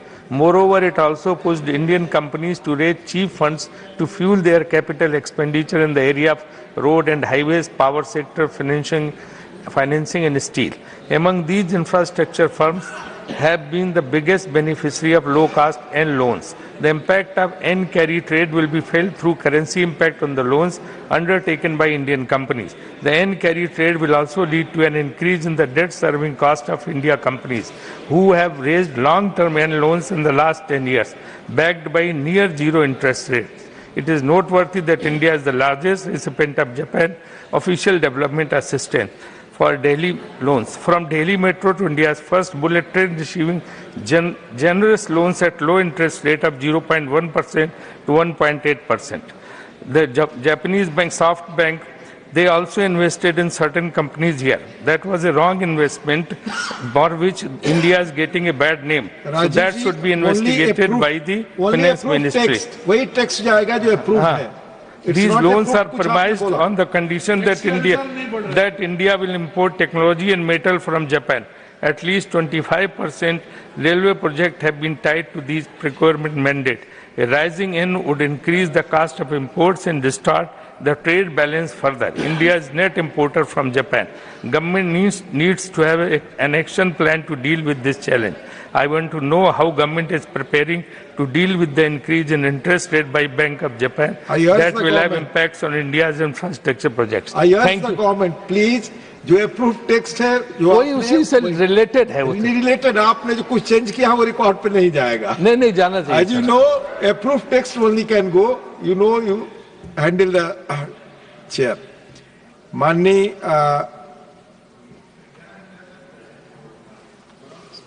माननीय Shri Manoj Kumar Jha, not present. माननीय Shrimati Sangeeta Yadav, demand for uniform curriculum across schools in India. माननीय उपसभापति जी, आपने मुझे इस महत्वपूर्ण मुद्दे पर बोलने का अवसर दिया, इसके लिए मैं आपको आभार प्रकट करती हूं. मैं इस सदन के माध्यम से महत्वपूर्ण मुद्दे पर ध्यान आकर्षित करना चाहती हूं. जब देश के अधिकतर स्कूल सीबीएसई और आईसीएसई और राज्य बोर्डों से संबंधित हैं और मान्यता प्राप्त है, तो ये बहुत बड़ा सवाल है कि इनके इतने पाठ्यक्रम और किताबें अलग अलग क्यों हैं. एक समान शिक्षा सुनिश्चित करने के लिए एकीकृत पाठ्यक्रम और पुस्तकों की आवश्यकता है. यह कदम न केवल छात्रों के शैक्षिक अनुभव को समान बनाएगा, बल्कि शिक्षा की गुणवत्ता में भी सुधार लाएगा. पूरे देश में स्कूलों की शिक्षा व्यवस्था को और अधिक सुसंगत और समावेशी इस समय बनाने की आवश्यकता है. मैं आपके माध्यम से सरकार से आग्रह करती हूं कि वह इस दिशा में ठोस कदम उठाए और स्कूलों को किसी भी एक प्रकाशक से किताबें खरीदने के लिए बाध्य माता पिता को न किया जाए। इसके लिए एक मानकीकरण की नीति की आवश्यकता है। जो अप्रूव टेक्स्ट है वही पढ़ें, कोई अतिरिक्त नया शब्द न डालें, वो रिकॉर्ड पे नहीं जाएगा। ठीक है, वो गलती से माता पिता निकले। इनके लिए मानकीकरण नीति की आवश्यकता है जो सभी स्कूलों में पाठ्यक्रम और पुस्तकें लागू करे। राष्ट्रीय स्तर पर एनसीईआरटी और राज्यों में एससीईआरटी ऐसी संस्थाएं हैं जिनके माध्यम से समान सिलेबस और किताबें लागू की जा सकती हैं। इससे शिक्षा की गुणवत्ता में सुधार होगा और सभी छात्रों के लिए समान अवसर सुनिश्चित होंगे। धन्यवाद। माननीय Shri Prakash Chik Baraik, concern over Kamakhyaguri railway flyover, Birpara railway flyover and Alipurduar Bara Bazar flyover in West Bengal. Thank you, Deputy Chairman, sir. My subject is concern over Kamakhaguri Railway Flyover, Birpada Railway Flyover and Alipurduar Bada Bazar Railway Flyover in West Bengal.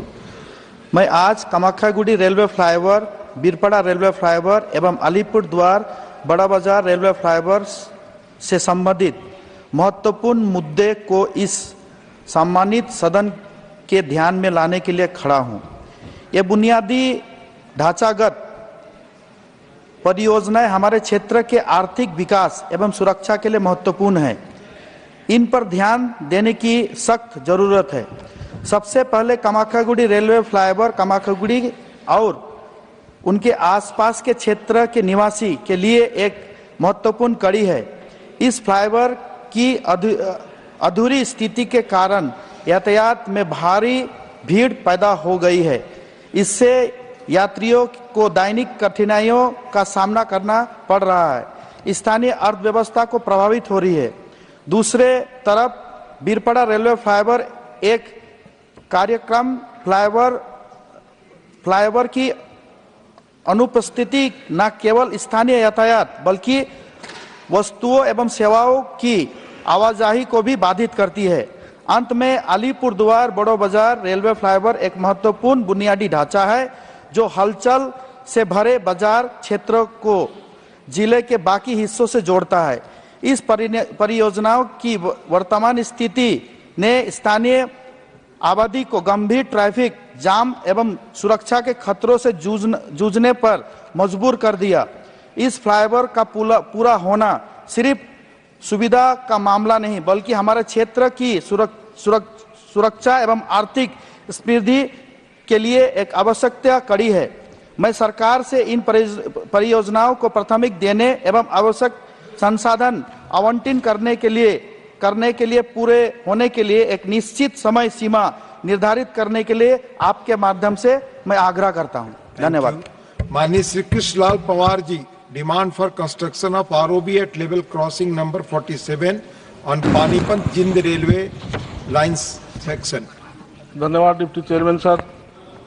मैं आज इस सदन में पानीपत जिला के एक अत्यंत महत्वपूर्ण परियोजना का मुद्दा उठाना चाहता हूं, जो आसन कला मोड़ माजरा गोली रोड पर गांव खुगड़ाना रेलवे किलोमीटर 62/6-7 पर लेवल क्रॉसिंग नंबर 47 पर आरओबी के निर्माण से संबंधित है। इस परियोजना का कार्य 21 जुलाई 2020 को आरंभ हुआ था और उसे 31 जुलाई 2023 तक पूर्ण किया जाना था, परंतु अभी तक इसकी संभावित पूर्णता तिथि 30 अप्रैल 2025 हो गई है। परियोजना की ए/के राशि 2,981.51 लाख रुपये और अनुबंध राशि 1,632.82 लाख है। पुल की कुल लंबाई 900 मीटर है, जिसमें 30 मीटर में 9 स्पैन पूरे हो चुके हैं, लेकिन रेलवे हिस्से के 140 मीटर के 4 स्पैन लंबित हैं। परियोजना की भौतिक प्रगति के अनुसार 80% कार्य पूरा हो चुका है। सामान्य स्पैन ठोस हिस्से के सड़क कार्य के शेष कार्य के लिए स्वीकृत अनुमान तकनीकी रूप से स्वीकृत किया गया है, जिसकी राशि 699.70 लाख रुपये है। इसके अतिरिक्त 591.65 लाख रुपये की DNIT राशि भी स्वीकृत की गई है और शेष कार्य के लिए निविदा पुनः आमंत्रित किए गए हैं, जिससे नागरिकों को भारी पुल गांव कुकड़ाना और आसपास के 10 गांव के किसानों के खेतों में जाने के लिए 7-8 किलोमीटर की दूरी तय करनी पड़ती है, जिससे उनके काफ़ी कठिनाई बढ़ गई है। मैं इस सदन के माध्यम से केंद्र सरकार से अनुरोध करता हूं, इस योजना को शीघ्रता से पूर्ण करने के लिए सभी आवश्यक कदम उठाए जाएं। धन्यवाद। Honorable Mohammad Nadimul Haq, concern over centralization of a club model residential schools. Sir, thank you, sir. Sir, I raise my special mention, sir, on concern over centralization of Eklavya Model Residential Schools, EMRS. Sir, the Ministry of Tribal Affairs established Eklavya Model Residential Schools in 1997-98 to provide quality education to scheduled tribes children in remote areas, aiming to prepare them for higher education and employment opportunities. These schools emphasize not only academic education but also the holistic development of students. This centralization of the scheme has resulted in the delegation of the recruitment process to the National Education Society for Tribal Students, NESTS, which has now been assigned the task of filling 38,000 positions in more than 400 Eklavya schools nationwide. This has led to predominantly Hindi-speaking candidates filling teaching positions, often lacking contextual knowledge of the tribal history and culture of the local communities and students they serve. Sir, for a scheme like EMRS, hiring teachers and school staff from local communities is essential, as the quality of teaching learning activities depend on their understanding of the framework of Adivasi cultures, languages and requirements, especially when the main objective entails all-round development of students. Sir, I urge the government to take steps in this regard. Thank you. Thank you, sir. Nadimul Haq ji. Mani Shri Lahar Singh Siroya, need for rigorous verification processes for selection of civil servants. Thank you, Deputy Chairman, sir, for allowing the special mention on very important subject, need for rigorous verification process for selection of civil servants. Sir, the recent allegation of misusing the other backward classes and persons with benchmark disabilities quotas to clear the civil service exams and the concern regarding the current state of the reservation and quota systems in civil services needs to be seriously re-examined, sir. Recently, in one case, an IAS probationer who has been facing allegations has been recalled the academic of administration where civil servants undergo training. The candidate's district training program has also been put on hold. The rise in such cases of dishonest candidates resulting to counterfeit certification to join the esteemed civil service in disturbing. The Union Public Service Commission and IAS, IPS remain pillar of the entry based on merit, underscoring the importance of upholding the integrity of these institutions. It is high time the government bring in necessary reforms, fixing the loopholes and curb the malpractices in UPSC selection procedure. Most of such frauds cannot happen without the support of administrative machinery. Therefore, the government must ensure stringent punishment for the corrupt officials. The government may also consider constituting a separate body to monitor reforms in the background of the background checking procedure. It is imperative that a foolproof verification of result sheets for individuals with physical and other disabilities is mandatory. The government must also look into alternative systems instead of existing post-result verification system. The government must bring a stringent protocol and procedure to verify the quota claims. Thank you, sir. Thank you. Honorable Sri C.V. Shanmugam need to provide hassle-free education loans to students of Tamil Nadu. Not present. Dr. Ajit Madhav Rao Gopchade demand to promote organ donation. Respected Deputy Chairman, sir, thank you very much for giving me this opportunity. My subject is demand to promote organ donation. A significant number of valuable human lives could potentially be saved if damaged or non-functioning human organs could be replaced. The demand of organ replacements is rapidly increasing, but the supply is limited. To promote organ donation, the state governments of Odisha and Tamil Nadu will honor organ donors with full state funeral honors. The state government of Odisha will also provide rupees 5 lakh each to the families of organ donors. There is a substantial gap between the number of individuals in need of transplants and the actual number of organs available from deceased donors. India's organ donation rate is 0.65 per million population, which needs improvement. We must create awareness about organ donation on a large scale, turning it into a people's movement where individuals pledged to donate their organs. I request the Honorable Prime Minister may issue appreciation letters to the families of organ donors, and their names should be posted on the PMO website. This will inspire more people to contribute towards organ donation in India. Thank you. Honorable Sri M. Shanmugam need to bring a comprehensive legislation for the welfare of domestic workers and to constitute labor welfare boards. Thank you, Deputy Chairman, sir. I want to raise to need to bring a comprehensive legislation to the welfare of domestic workers and constitute labor welfare boards. The Minimum Wages Act was extended to domestic workers in 12 states but was not included in the central rules, with the result it could not be fixed in many states and UTs. In the kinds of work that domestic workers do, be it cooking, caring children, and sick and old persons, these are all skilled jobs and wage should be based on this category.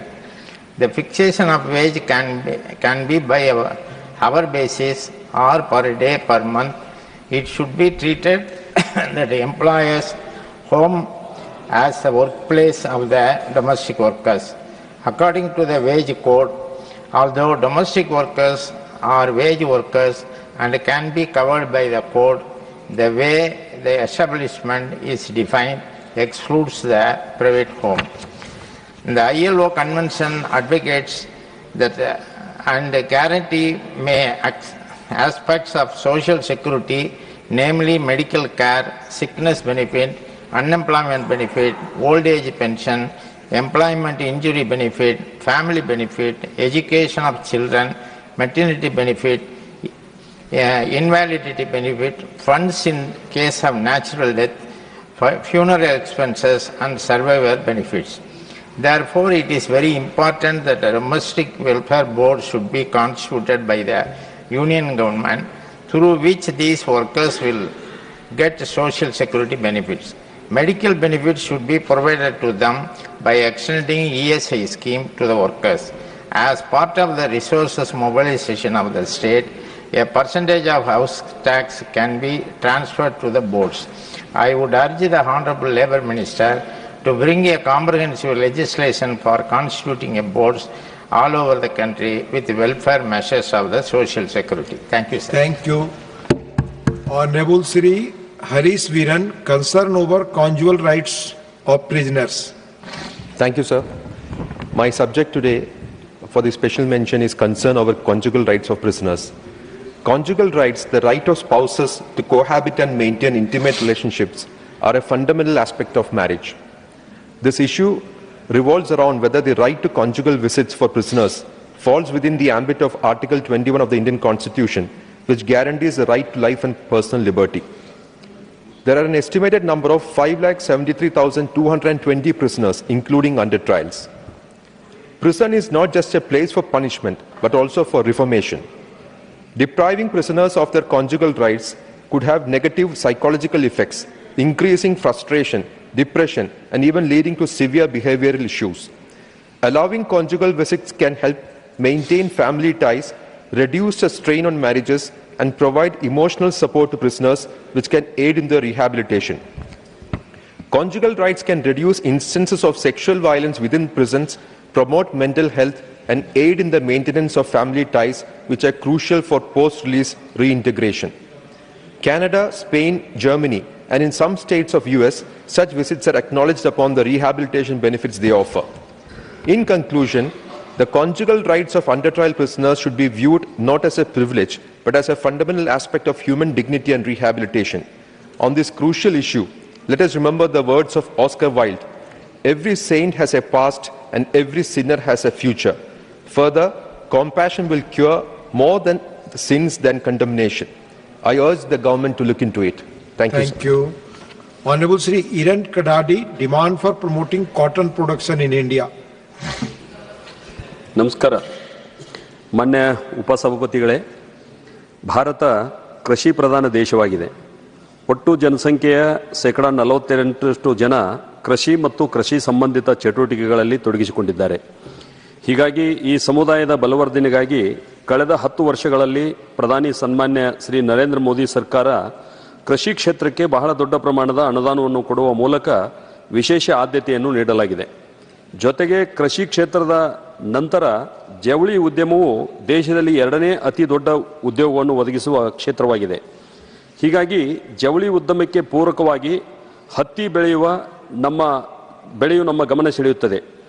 ಇಂತಹ ಹತ್ತಿ ಬೆಳೆಯ ಉತ್ಪಾದನೆಯು ಕಡಿಮೆಯಾಗುತ್ತಿರುವ ಕಾರಣ ಇದಕ್ಕೆ ಪೂರಕವಾಗಿರುವ ಹತ್ತಿ ginning ಸಂಬಂಧಿತ ಸಣ್ಣ ಕೈಗಾರಿಕೆಗಳು ಮತ್ತು ನೂಲುವ ಗಿರಣಿಗಳು ಅಳಿವಿನ ಅಂಚಿಗೆ ಬಂದು ನಿಂತಿವೆ. ಭಾರತವು ಜಾಗತಿಕವಾಗಿ ಹತ್ತಿಯ ಉತ್ಪಾದನೆಯ ಅತಿದೊಡ್ಡ ದೇಶವಾಗಿದೆ. ಇದು ವಿಶ್ವದ 39% ಭಾಗವನ್ನು ಹೊಂದಿದ್ದರೂ ಕೂಡ ಉತ್ಪಾದನೆಯಲ್ಲಿ ಪ್ರತಿಶತ 23% ಮಾತ್ರ ಪಾಲು ಹೊಂದಿದೆ. ಮಾಜಿ ಪ್ರಧಾನಿ ದಿವಂಗತ ಶ್ರೀ ಅಟಲ್ ಬಿಹಾರಿ ವಾಜಪೇಯಿ ಅವರು ಮಿಷನ್ ಕಾಟನ್ ತಂತ್ರಜ್ಞಾನ ಪರಿಚಯಿಸಿದ ನಂತರ ಹತ್ತಿ ಬೆಳೆಯ ವಿಶಿಷ್ಟ ಯೋಜನೆಯು ಪ್ರತಿ ಹೆಕ್ಟರ್ಗೆ 275 ಕೆಜಿಯಿಂದ 585 ಕೆಜಿಗೆ ಹೆಚ್ಚಿಸುವ ಮೂಲಕ ದೇಶವು ವಿಶ್ವದ ಅತಿ ದೊಡ್ಡ ಹತ್ತಿ ಉತ್ಪಾದಕರ ಸಾಲಿನಲ್ಲಿ ಸೇರುವುದಕ್ಕೆ ये प्रूफ टेक्स्ट आपका प्रूफ टेक्स्ट हिंदी में है. अब बाद में मैं टेबल ऑफिस को चेंज करने के लिए रिक्वेस्ट किया था सर. आप बोलिए टेबल ऑफिस को भेज दिया था, पर जो नियम है प्रूफ टेक्स्ट है वही जाएगा और जो प्रूफ टेक्स्ट है उसी में बोलना चाहिए प्लीज. ओके. ಉತ್ಪಾದಕರ ಸಾಲಿನಲ್ಲಿ ಸೇರುವುದಕ್ಕೆ ಅವಕಾಶ ಮಾಡಿಕೊಟ್ಟಿತು. ಆದರೂ ಕೂಡ ಪ್ರಸ್ತುತ ಜಗತ್ತಿನ ಹತ್ತಿ ಇಳುವರಿ ಪ್ರಮಾಣವನ್ನು ಗಮನಿಸಿದಾಗ ಪ್ರತಿ ಹೆಕ್ಟರ್ಗೆ ಅಮೆರಿಕ 900 ಕೆಜಿ, ಬ್ರೆಜಿಲ್ 1800 ಕೆಜಿ ಮತ್ತು ಆಸ್ಟ್ರೇಲಿಯಾ 2400 ಕೆಜಿ ಇಳುವರಿ ಪಡೆಯುತ್ತವೆ. ಇದರ ಪರಿಣಾಮವಾಗಿ ಅಮೆರಿಕ ರೈತರು ಪ್ರತಿ ಹೆಕ್ಟರ್ಗೆ 2 ಲಕ್ಷ ರೂಪಾಯಿಗಳನ್ನು, ಬ್ರೆಜಿಲ್ ರೈತರು ಪ್ರತಿ ಹೆಕ್ಟರ್ಗೆ 4 ಲಕ್ಷ ರೂಪಾಯಿಗಳನ್ನು ಮತ್ತು ಆಸ್ಟ್ರೇಲಿಯಾ ರೈತರು ಪ್ರತಿ ಹೆಕ್ಟರ್ಗೆ 5 ಲಕ್ಷ ರೂಪಾಯಿಗಳನ್ನು ಗಳಿಸುತ್ತಾರೆ. ಆದರೆ ಭಾರತೀಯ ರೈತರು ಪ್ರತಿ ಹೆಕ್ಟರ್ಗೆ 400 ಕೆಜಿ ಇಳುವರಿ ಪಡೆದು ಕೇವಲ 40,000 ರೂಪಾಯಿಗಳನ್ನು ಪಡೆಯುತ್ತಾರೆ. ಇದರ ಪರಿಣಾಮ ಜವಳಿ ಉದ್ಯಮಗಳು ಹೊರದೇಶಗಳಿಂದ ಕಡಿಮೆ ಬೆಲೆಗೆ ಹತ್ತಿಯನ್ನು ಆಮದು ಮಾಡಿಕೊಳ್ಳುತ್ತಿದ್ದಾರೆ. ಹೀಗಾಗಿ ಕ್ರಮೇಣ ನಮ್ಮ ದೇಶದಲ್ಲಿ ಹತ್ತಿ ಬೆಳೆಯ ಕ್ಷೇತ್ರ ಮತ್ತು ಇಳುವರಿ ಕಡಿಮೆಯಾಗುತ್ತಾ ಸಾಗುತ್ತಿದೆ. ಅಮೆರಿಕ, ಬ್ರೆಜಿಲ್, ಆಸ್ಟ್ರೇಲಿಯಾ ಈ ದೇಶಗಳಲ್ಲಿ ರೈತರಿಗೆ ದೊರೆಯುವ ಉತ್ತಮ ಗುಣಮಟ್ಟದ ಬೀಜಗಳಿಗಿಂತ ಹೆಚ್ಚು ಗುಣಮಟ್ಟದ ಬೀಜಗಳನ್ನು ಹಾಗೂ ಕೀಟನಾಶಕಗಳನ್ನು ಒದಗಿಸಲು ಭಾರತದಲ್ಲಿ कंक्लूड नाउ आप ज्यादा पढ़ रहे हैं जो आपने प्रूफ किया कंक्लूड करें. ಕೃಷಿ ವಿಜ್ಞಾನ ಕೇಂದ್ರವು ಕೃಷಿ ವಿಶ್ವವಿದ್ಯಾಲಯಗಳು ಸಂಶೋಧನೆ ಮಾಡುವ ಮೂಲಕ ರೈತರ ನೆರವಿಗೆ ಬರಬೇಕಾಗಿದೆ ಹಾಗೂ ಹತ್ತಿಯ ಮೇಲೆ ಈಗಿರುವ ಎಪಿಎಂಸಿ ಸೆಸ್ ಮತ್ತು ಜಿಎಸ್ಟಿಯನ್ನು ತೆಗೆದು ಹಾಕಲು ಕ್ರಮ ಕೈಗೊಳ್ಳಬೇಕಾಗಿದೆ. ಜೊತೆಗೆ ಹೊರದೇಶಗಳಿಂದ ಕಚ್ಚಾ ಹತ್ತಿಯ ಆಮದು ಮಾಡಿಕೊಳ್ಳುವುದನ್ನು ನಿಷೇಧಿಸುವಲ್ಲಿ ಅಗತ್ಯ ಕ್ರಮ ಕೈಗೊಳ್ಳಬೇಕಾಗಿದೆ. ಆ ಮೂಲಕ ಗಂಭೀರ ಸಮಸ್ಯೆಯನ್ನು ಎದುರಿಸುತ್ತಿರುವ ಹತ್ತಿ ಬೆಳೆಗಾರರ ರೈತರ ಹಿತ ಕಾಪಾಡುವುದರ ಜೊತೆಗೆ 44,000 ಹತ್ತಿ ಜಿನ್ನಿಂಗ್ ಸಂಬಂಧಿತ ಸಣ್ಣ ಕೈಗಾರಿಕೆಗಳು 3,000 ನೂಲು ಗಿರಣಿಗಳು ಸೇರಿದಂತೆ ದೇಶೀಯ ಜವಳಿ ಉದ್ಯಮವನ್ನು ರಕ್ಷಿಸಿ ಭಾರತದ ಹತ್ತಿ ಉತ್ಪಾದನೆಯಲ್ಲಿ ಸ್ವಾವಲಂಬನೆ ಸಾಧಿಸಲು ಅಗತ್ಯ ಕ್ರಮ ವಹಿಸಬೇಕಾಗಿ ನಾನು ಈ ಸದನದ ಮೂಲಕ ಕೇಂದ್ರ ಸರ್ಕಾರವನ್ನು ವಿನಮ್ರತೆಯಿಂದ ಕೋರುತ್ತೇನೆ. ಧನ್ಯವಾದ. Thank you. माननीय कडाडी जी, आप नियम का कम से कम अनुपालन करें. नियम यह है कि जो प्रूफ टैक्स है उसी में आप बोलेंगे, प्लीज आगे से. और जो प्रूफ टैक्स है वही जाएगा रिकॉर्ड पे. सर उनको आप जानते हैं, आप तो बड़े अनुभवी सदस्य हैं. He should inform here, tell here, तो वो अनुवाद भी होगा. आप अच्छी तरह जानते हैं. माननीय Shri Vikramjit Singh साहने, a request for financial assistance under 50-year interest-free loan to Punjab. Chairman sir, if the central government is the heart of a nation, state government functions as its arteries. And when an artery is blocked, it affects the entire body's health. To restore proper function, we must address and resolve the blockage. For decades, Punjab has strained its land resources to meet the nation's food security through the Green Revolution. This relentless effort has led to excessive use of chemicals and pesticides, putting the soil at risk of becoming barren, water level going down. Moreover, the state's health sector is under severe strain, earning the unfortunate title of the cancer state of India, which was also mentioned by the Honorable Agriculture Minister in his address in this August House. To revive the Punjab's prosperity. Please read the proof text only, sir. To revive the Punjab's prosperity. That will not go on the record. Sir, I am reading. No, you're not reading. So I reminded To you. revive Punjab's prosperity, immediate corrective actions are essential. Punjab, with its limited resources, relies heavily on financial support from the central government. Punjab कर्जे दे बोझ विच dubia होया है ते वित्ती संकट विचों गुजर रहा है. I request the central government to awaiting all the substantial dues jede program ne RDF, Mandi fee, National Health Mission, special assistance to the state capital investment. Sir, I call upon the central government to expedite the release of these funds on compassionate grounds. Please, and also to consider. No other words will go. No other words will go. I am reading verbatim. I call upon the central government to expedite the release of these funds on compassionate ground, no, sir, and also to consider ground. Okay, providing a significant share for a 50-year interest-free loan from the allocated 1.5 lakh crore under the scheme announced in the budget. माना तूफान के आगे नहीं चलता जोर किसी का. No.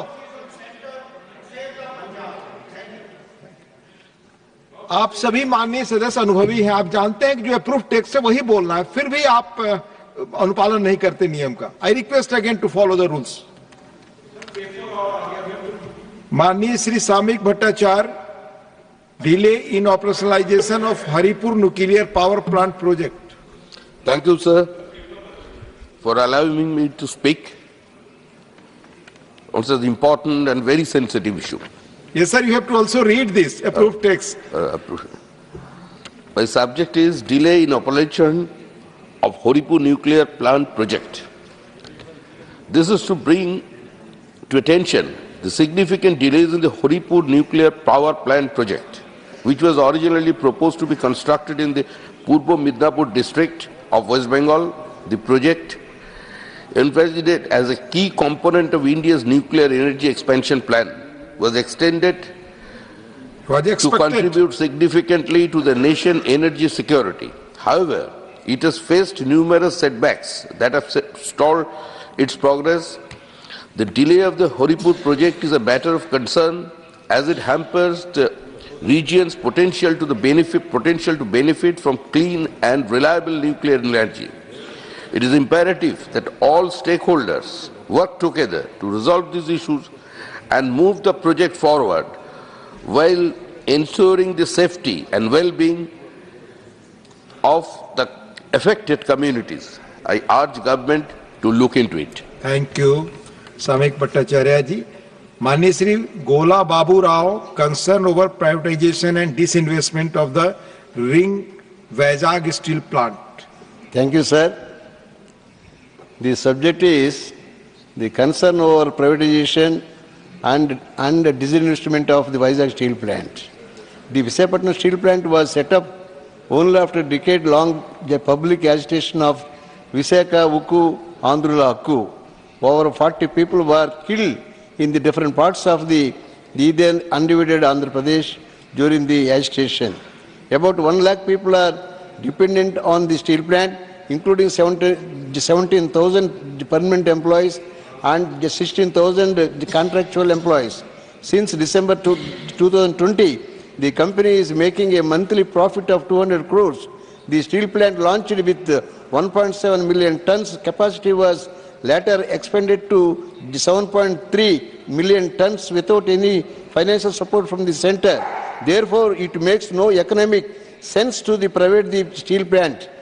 As per the Union Ministry of the Steel Industry, Vizag steel plant is only steel manufacturing PSC in the country that has no captive iron ore mine. These losses were majorly due to the lack of captive mines, due to which the steel factory has to procure the iron ore of the market price. Taking into the account of the pride, sentiment and the interest of the people of Andhra Pradesh, I would request the central government to reconsider the decision of the privatizing the Vizag steel plant. Thank you. Thank you, Mani Shri Gola Babu Rao ji. Mani Shri Bansilal Gujar ji, demand to stop illegal garlic trade. धन्यवाद उपसभापति महोदय, आपने मुझे अत्यंत ही महत्वपूर्ण विषय की तरफ सरकार का ध्यान आकर्षित करने का मौका दिया है। मेरी मांग है कि सरकार लहसुन के अवैध व्यापार पर रोक लगाए। वर्तमान समय में चीन में उत्पादित लहसुन, जिसे स्वास्थ्य के लिए हानिकारक होने के कारण भारत सरकार द्वारा प्रतिबंधित किया गया है, अवैध तरीके से भारत में लाया जा रहा है। यह लहसुन मुख्यतः रक्सौल, सिलीगुड़ी, जोगबनी, इम्फाल और वीरगंज सीमाओं से क्षेत्र से अवैध आवक हो रही है, जो फर्जी बिलों के माध्यम से देश के विभिन्न क्षेत्रों में पहुंचाई जा रही है। इस अवैधानिक गतिविधि के निम्नलिखित गंभीर परिणाम सामने आ रहे हैं। अवैध व्यापार से हमारे देश के किसानों को लहसुन के भाव में भारी नुकसान हो रहा है। इस अवैध व्यापार से प्रतिदिन केंद्र और राज्य सरकार के विभिन्न करों की चोरी होती है, जिससे राजस्व का भारी नुकसान हो रहा है। चीन की लहसुन स्वास्थ्य के लिए हानिकारक पाई गई है और इस पर वर्ष 2014 में प्रतिबंध लगाया गया था। इसे देश में खपाकर नागरिकों के स्वास्थ्य के साथ खिलवाड़ किया जा रहा है। अवैधानिक तरीके से लहसुन की आपूर्ति देश का स्वच्छ व्यापार प्रभावित हो रहा है। अवैध लहसुन व्यापार में करों की चोरी से देश के लहसुन उत्पादक किसानों को उनकी फसल का उचित मूल्य नहीं मिल पाता है, जिससे किसान निराश हो रहे हैं। महोदय, मैं आपसे अनुरोध करता हूं कि सरकार तथ्यों का समग्र रूप से परीक्षण कर संबंधित अधिकारियों को जांच कर उचित वैधानिक कार्रवाई करने हेतु निर्देश देने का कष्ट करें। धन्यवाद।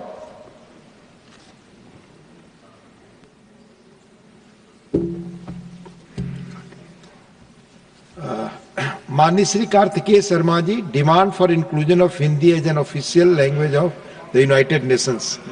Not present. Mani Shri Deepak Prakash ji, demand for eradicating social evils like witch hunting. बहुत बहुत धन्यवाद उपसभापति महोदय, मुझे ऐसे गंभीर विषय पर बोलने का अवसर दिया, इसके लिए मैं आपका आभार व्यक्त करता हूं। देश में डाइन, बिसाही जैसे कुप्रथा के कारण महिलाओं का उत्पीड़न, निर्मम हत्या के निवारण, पुनर्वास पीड़ित महिलाओं हेतु राहत, संरक्षण एवं अधिक प्रभावकारी उपाय करने की आवश्यकता है। आज के इस वैज्ञानिक एवं आध्यात्मिक युग में, जब संपूर्ण देश अपने लक्ष्य और ऊंचाइयों की तरफ तेज गति से बढ़ रहा है, ऐसे समय में झारखंड सहित छत्तीसगढ़, उड़ीसा, राजस्थान जैसे बड़े क्षेत्रों में इस कुप्रथा से लोग प्रभावित हैं।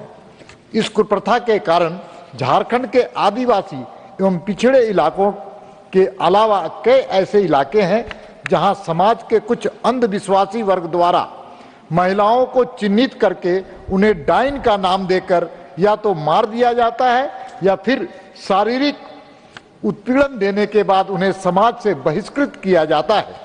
नेशनल क्राइम रिकॉर्ड ब्यूरो के अनुसार केवल झारखंड में प्रतिवर्ष इस कुप्रथा के कारण लगभग 200 महिलाओं की हत्या की गई है। 1991 से 2010 के बीच में लगभग 1157 महिलाओं के इस कुप्रथा के कारण हत्या हो चुकी है। आज के समय में भी झारखंड प्रदेश की राजधानी रांची में ही पिछले 10 वर्षों में 250 हत्याएं हो चुकी हैं, जो बड़ा दुख एवं विचार करने योग्य विषय है। अतः इस समस्या के बारे में जनता में जागरूकता लाने की आवश्यकता है। मेरी सरकार से मांग है कि इस पर गंभीरता पूर्वक ध्यान दिया जाए। धन्यवाद। धन्यवाद माननीय Deepak Prakash ji. Honourable Shri B Partha Sarathi Reddy, concern over rapid upsurge in cyber crimes. Honorable Deputy Chairman sir, thank you very much for giving me the opportunity to mention on the very important subject cyber crimes. Sir, today I wish to draw the House's attention to the worrisome issue of the rapidly surging online cyber financial fraud in our country. While India has witnessed rapid growth in digital technology and artificial intelligence, there has simultaneously been a significant rise in online fraud targeting our citizens, especially innocent and illiterates. Sir, it is concerning to note that in the first quarter, that is January to April of this year alone itself, over 7.4 lakh of cybercrime complaints were registered by the National Cybercrime Reporting Portal. Further, according to the Indian Cybercrime Coordination Center, an average of 7,000 cybercrime complaints were registered daily in May 2024. 85% of them registered under financial fraud. As a consequence, our citizens have lost approximately about 1,750 crores to cyber fraud between January to April this year, sir. The severity of the crime has further escalated with cyber criminals adopting sophisticated methods. They now deceive potential victims by posing as government authorities, police officials, and intimidating, blackmailing, and extorting individuals under false pretenses of involvement of their children in crimes or accidents. This manipulative approach is particularly distressing for parents living away from their children, as it not only inflicts financial harm but also causes emotional trauma. Sir, as cyber crimes are at rapid upsurge, the government must take immediate and stringent actions for faster convictions and severe punishments. I would also sincerely request the Ministry of Electronics and Information Technology to conduct campaigns, workshops at war footing to create awareness among citizens about the evolving means of scams. Thank you very much. Thank you, Parsarthi ji. माननीय Shri Pradeep Kumar Verma ji, demand to start rail service from Barbil to Ranchi. बहुत बहुत धन्यवाद आदरणीय उप सभापति महोदय। मेरा विषय है demand to start rail service from Barbil to Ranchi. Jharkhand राज्य की स्थापना के 24 वर्षों के बाद भी पश्चिम सिंहभूम कोल्हान क्षेत्र रेल मार्ग द्वारा राजधानी से नहीं जुड़ पाया है। गुआ, बड़बिल, नुआमुंडी, डोगापोसी, झिंगपानी के लोगों को चाईबासा बस स्टैंड आकर बस के माध्यम से रांची राजधानी जाना पड़ता है, जिसमें भारी राशि और समय खर्च होता है।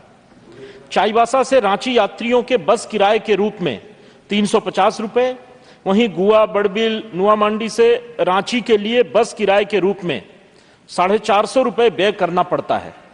ट्रेन की उपलब्धता नहीं होने के कारण यात्रियों को सड़क मार्ग से लंबी दूरी तय करनी पड़ती है। देश का सबसे घना जंगल क्षेत्र जो हो जनजातियों का निवास स्थान भी इसी क्षेत्र में है। चक्रधरपुर मंडल अंतर्गत यह क्षेत्र खनिज पदार्थ की ढुलाई कर भारतीय रेलवेज को सर्वाधिक राजस्व प्रदान कर रहा है। खनिज पदार्थों के साथ साथ चाईबासा शिक्षा के क्षेत्र में engineering college, diploma college, IIT और नई कोल्हान यूनिवर्सिटी बनाए जाने से अब शिक्षा का हब बन गया है। चाईबासा का यह क्षेत्र झारखंड में एसीसी सीमेंट, राजखरसावा के बांगुड़ सीमेंट कंपनी के उत्पादन से रेलवे को व्यवसाय देने का कार्य बड़ी कुशलता से कर रहा है। किंतु चिंताजनक है कि अरबों रुपए के व्यवसाय देने वाला कोल्हान क्षेत्र अब भी प्रमुख क्षेत्रों के रेल मार्गों की सुविधा से वंचित है। उपरोक्त परिस्थिति में मैं सरकार से अनुरोध करता हूं कि कोल्हान प्रमंडल के विकास एवं यात्रियों की सुविधा को देखते हुए बड़बिल से रांची भाया चाईबासा फास्ट मेमो ट्रेन का परिचालन प्रारंभ करने की पहल हो। बहुत बहुत धन्यवाद। धन्यवाद माननीय प्रदीप कुमार वर्मा जी। माननीय Shrimati Sumitra Balmik, demand for direct train services from Jabalpur to Pune, Mumbai, Hyderabad, Bengaluru and Delhi. जी धन्यवाद उपसभापति महोदय। आज मैं एक अत्यंत महत्वपूर्ण मुद्दे की ओर आपका ध्यान आकर्षित कराना चाहती हूं, जो न केवल जबलपुर के निवासियों बल्कि पूरे महाकौशल क्षेत्र को प्रभावित करता है। जबलपुर भारत के केंद्र में स्थित है। हमारे देश के चारों दिशाओं के भागों को जोड़ने वाला एक प्रमुख जंक्शन है। यह न केवल एक महत्वपूर्ण रेलवे स्टेशन है बल्कि एक मंडल मुख्यालय भी है, जो मध्य प्रदेश के कई प्रमुख जिलों की सेवा करता है। अपने व्यापक सड़क, रेल और हवाई नेटवर्क के माध्यम से जबलपुर 1 करोड़ से अधिक लोगों को कनेक्टिविटी प्रदान करता है। वर्षों से जबलपुर से देश के विभिन्न हिस्सों और आर्थिक केंद्रों की ओर यात्रा करने वाले लोगों की संख्या में काफी वृद्धि हुई है। विशेष रूप से युवा वर्ग पुणे, मुंबई, हैदराबाद, बेंगलुरु और दिल्ली जैसे विकसित महानगरों में रोजगार, शिक्षा और बेहतर अवसरों की खोज में जाता है। जबलपुर से इन महानगरों तक सीधी ट्रेन की सीमित संख्या के कारण यात्रियों को अप्रत्यक्ष मार्ग अपनाने पड़ते हैं। यह सीधी ट्रेन सेवाओं की कमी न केवल व्यक्तिगत प्रगति में बाधा डालती है बल्कि महाकौशल क्षेत्र के सामाजिक आर्थिक विकास को भी बाधित करती है। इसलिए जबलपुर आसपास के क्षेत्र के लोगों की लंबे समय से चली आ रही मांग को देखते हुए मैं अनुरोध करती हूं कि पुणे, मुंबई, हैदराबाद, बेंगलुरु और दिल्ली तक सीधी ट्रेन सेवाओं को बढ़ाया जाए। मैं रेल मंत्रालय से आग्रह करती हूं कि इस महत्वपूर्ण मांग पर विचार करें। धन्यवाद उपसभापति महोदय। धन्यवाद सुमित्रा जी। माननीय Shrimati Dharmshila Gupta, demand of trains from Delhi to Darbhanga. धन्यवाद उपसभापति महोदय। महत्वपूर्ण मुद्दे पर सरकार का ध्यान आकृष्ट कराने के लिए आपने मुझे अवसर दिया, इसके लिए बहुत बहुत आभार। मेरा विषय है demand of trains from Delhi to Darbhanga. Delhi से दरभंगा के लिए ट्रेनों की संख्या कम होने के कारण यात्रियों को बहुत परेशानी का सामना करना पड़ता है। मैं आपके माध्यम से रेल मंत्री जी से कहना चाहती हूं कि दिल्ली से दरभंगा के लिए सामान्य यात्री ट्रेनों के साथ साथ दरभंगा स्टेशन के राजस्व को देखते हुए एक राजधानी ट्रेन चलाने पर भी विचार करें। वर्तमान में जो ट्रेनें चल रही हैं उनमें स्लीपर क्लास के कोच बढ़ाने की तत्काल आवश्यकता है। साथ ही दिल्ली डिब्रूगढ़ राजधानी जो वाया समस्तीपुर, मुजफ्फरपुर, हाजीपुर, पाटलिपुत्र चल रही है, उसे वाया समस्तीपुर, दरभंगा, नरकटियागंज से गोरखपुर, दिल्ली चलाया जाए। बिहार के महापर्व छठ और होली के समय आरक्षित टिकट विंडो खुलते ही 1 घंटे से कम समय में ही सभी टिकट बुक हो जाती हैं। अतः माननीय रेल मंत्री जी से आग्रह है कि इन दोनों त्योहारों के समय स्पेशल ट्रेनों की व्यवस्था अधिक से अधिक कराई जाए और इनकी जानकारी कुछ समय पहले से ही यात्रियों को उपलब्ध कराई जाए। धन्यवाद। धन्यवाद धर्मशिला जी। माननीय Shri Amarpal Maurya ji, demand to establish Kendriya Vidyalaya in Pratapgarh district of Uttar Pradesh. बहुत बहुत धन्यवाद माननीय उपाध्यक्ष महोदय। My subject is demand to establish a Kendriya Vidyalaya in Pratapgarh district of Uttar Pradesh. Uttar Pradesh के प्रतापगढ़ जनपद में केंद्र सरकार द्वारा केंद्रीय विद्यालय खोलने की पूर्व में स्वीकृति प्रदान की गई थी। उस समय केंद्रीय विद्यालय की स्थापना के लिए सरकार द्वारा निरीक्षण भी करा लिया गया था, लेकिन किसी कारण से अभी तक उस क्षेत्र में केंद्रीय विद्यालय स्थापित नहीं हो सका है।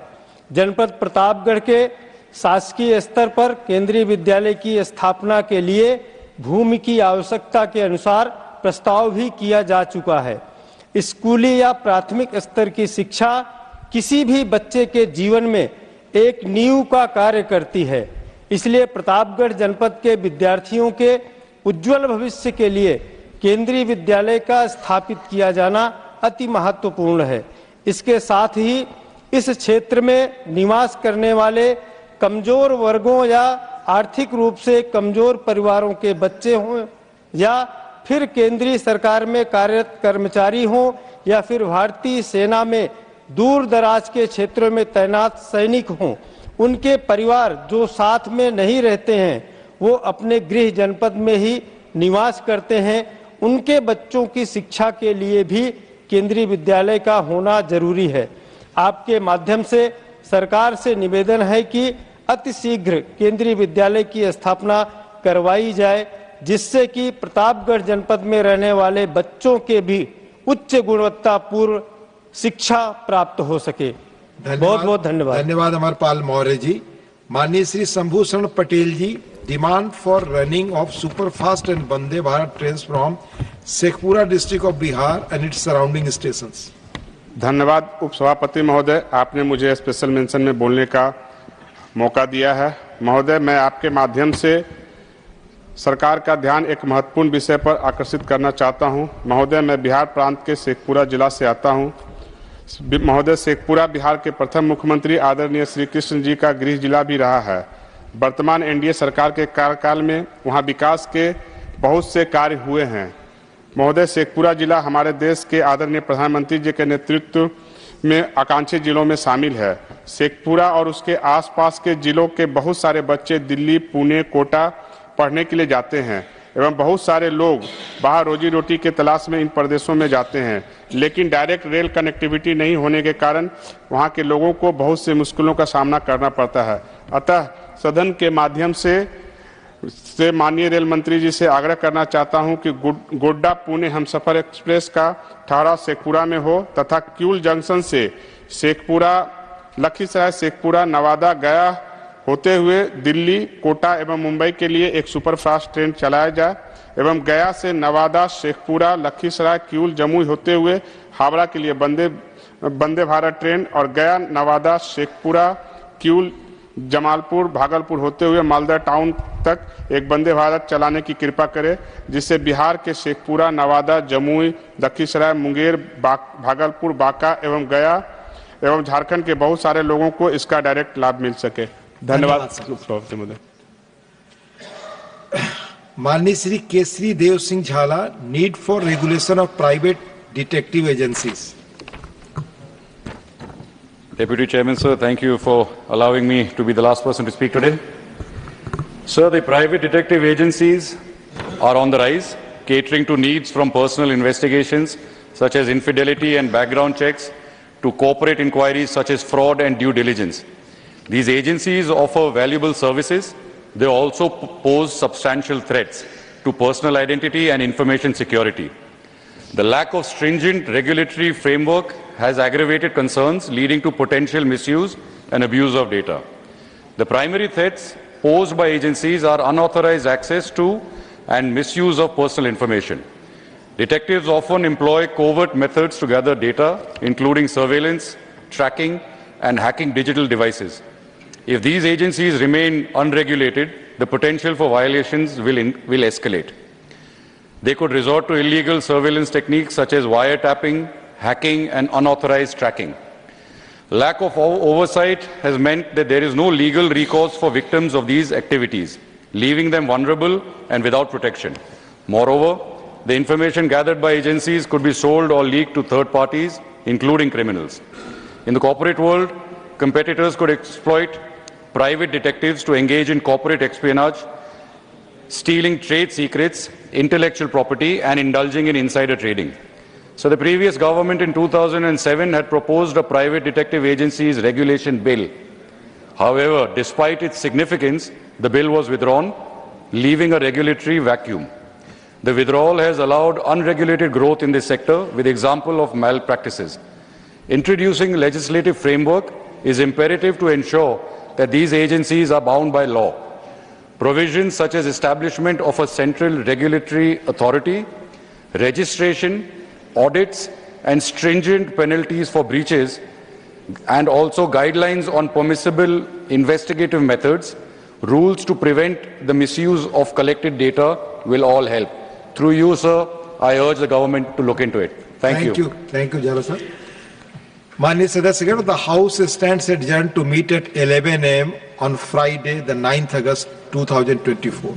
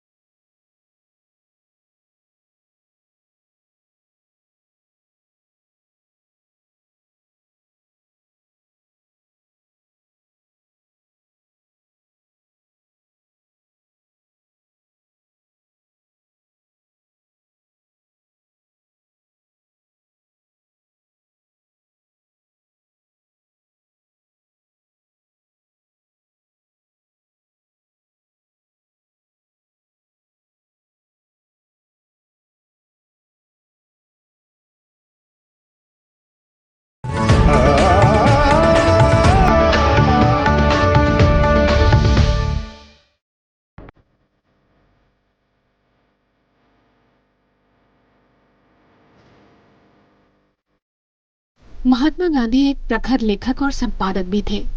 उनके विचार जन जन तक पहुंचाने में पत्र पत्रिकाएं, डायरी एवं पुस्तकें एक सशक्त माध्यम बनी। संसदीय पुस्तकालय में उनके लेखन को समर्पित एक संपूर्ण अनुभाग की स्थापना 9 अगस्त 1978 को की गई, जिसे नाम दिया गया गांधीयाना। इस अनुभाग में अंग्रेजी, हिंदी एवं अन्य क्षेत्रीय भाषाओं की 5000 से ज्यादा पुस्तकें उपलब्ध हैं।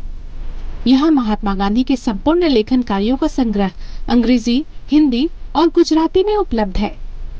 गांधी जी के अंत समय तक उनके साथ रहने वाली मनुबेन की पुस्तक बापू माय मदर, लुई फिशर की पुस्तक the life of Mahatma Gandhi इस संग्रह का हिस्सा है। यह अनुभाग महात्मा गांधी के कार्यों, उनकी जिंदगी, उनके लेखन के बारे में गहराई से अध्ययन करने वाले सांसदों, शोधार्थियों के लिए एक महत्वपूर्ण हिस्सा है।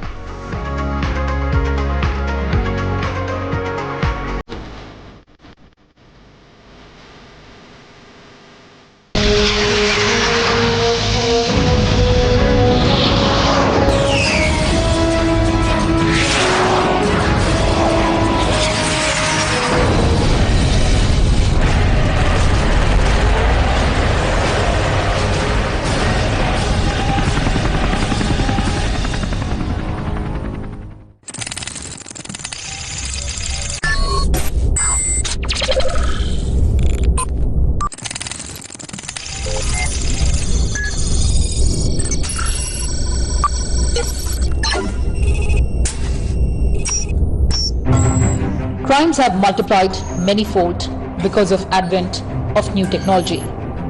Criminals are transgressing national boundaries with social media fraud, banking fraud, e-commerce fraud, malware, ransomware,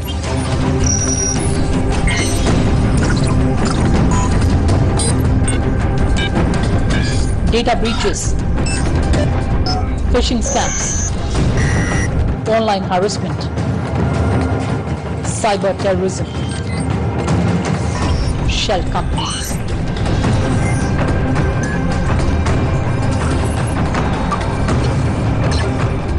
But who improves the country's collective ability to fight cybercrime? Who creates effective framework and ecosystem for prevention, detection, investigation and prosecution of cybercrime in India? It is the Indian Cybercrime Coordination Center, or I4C.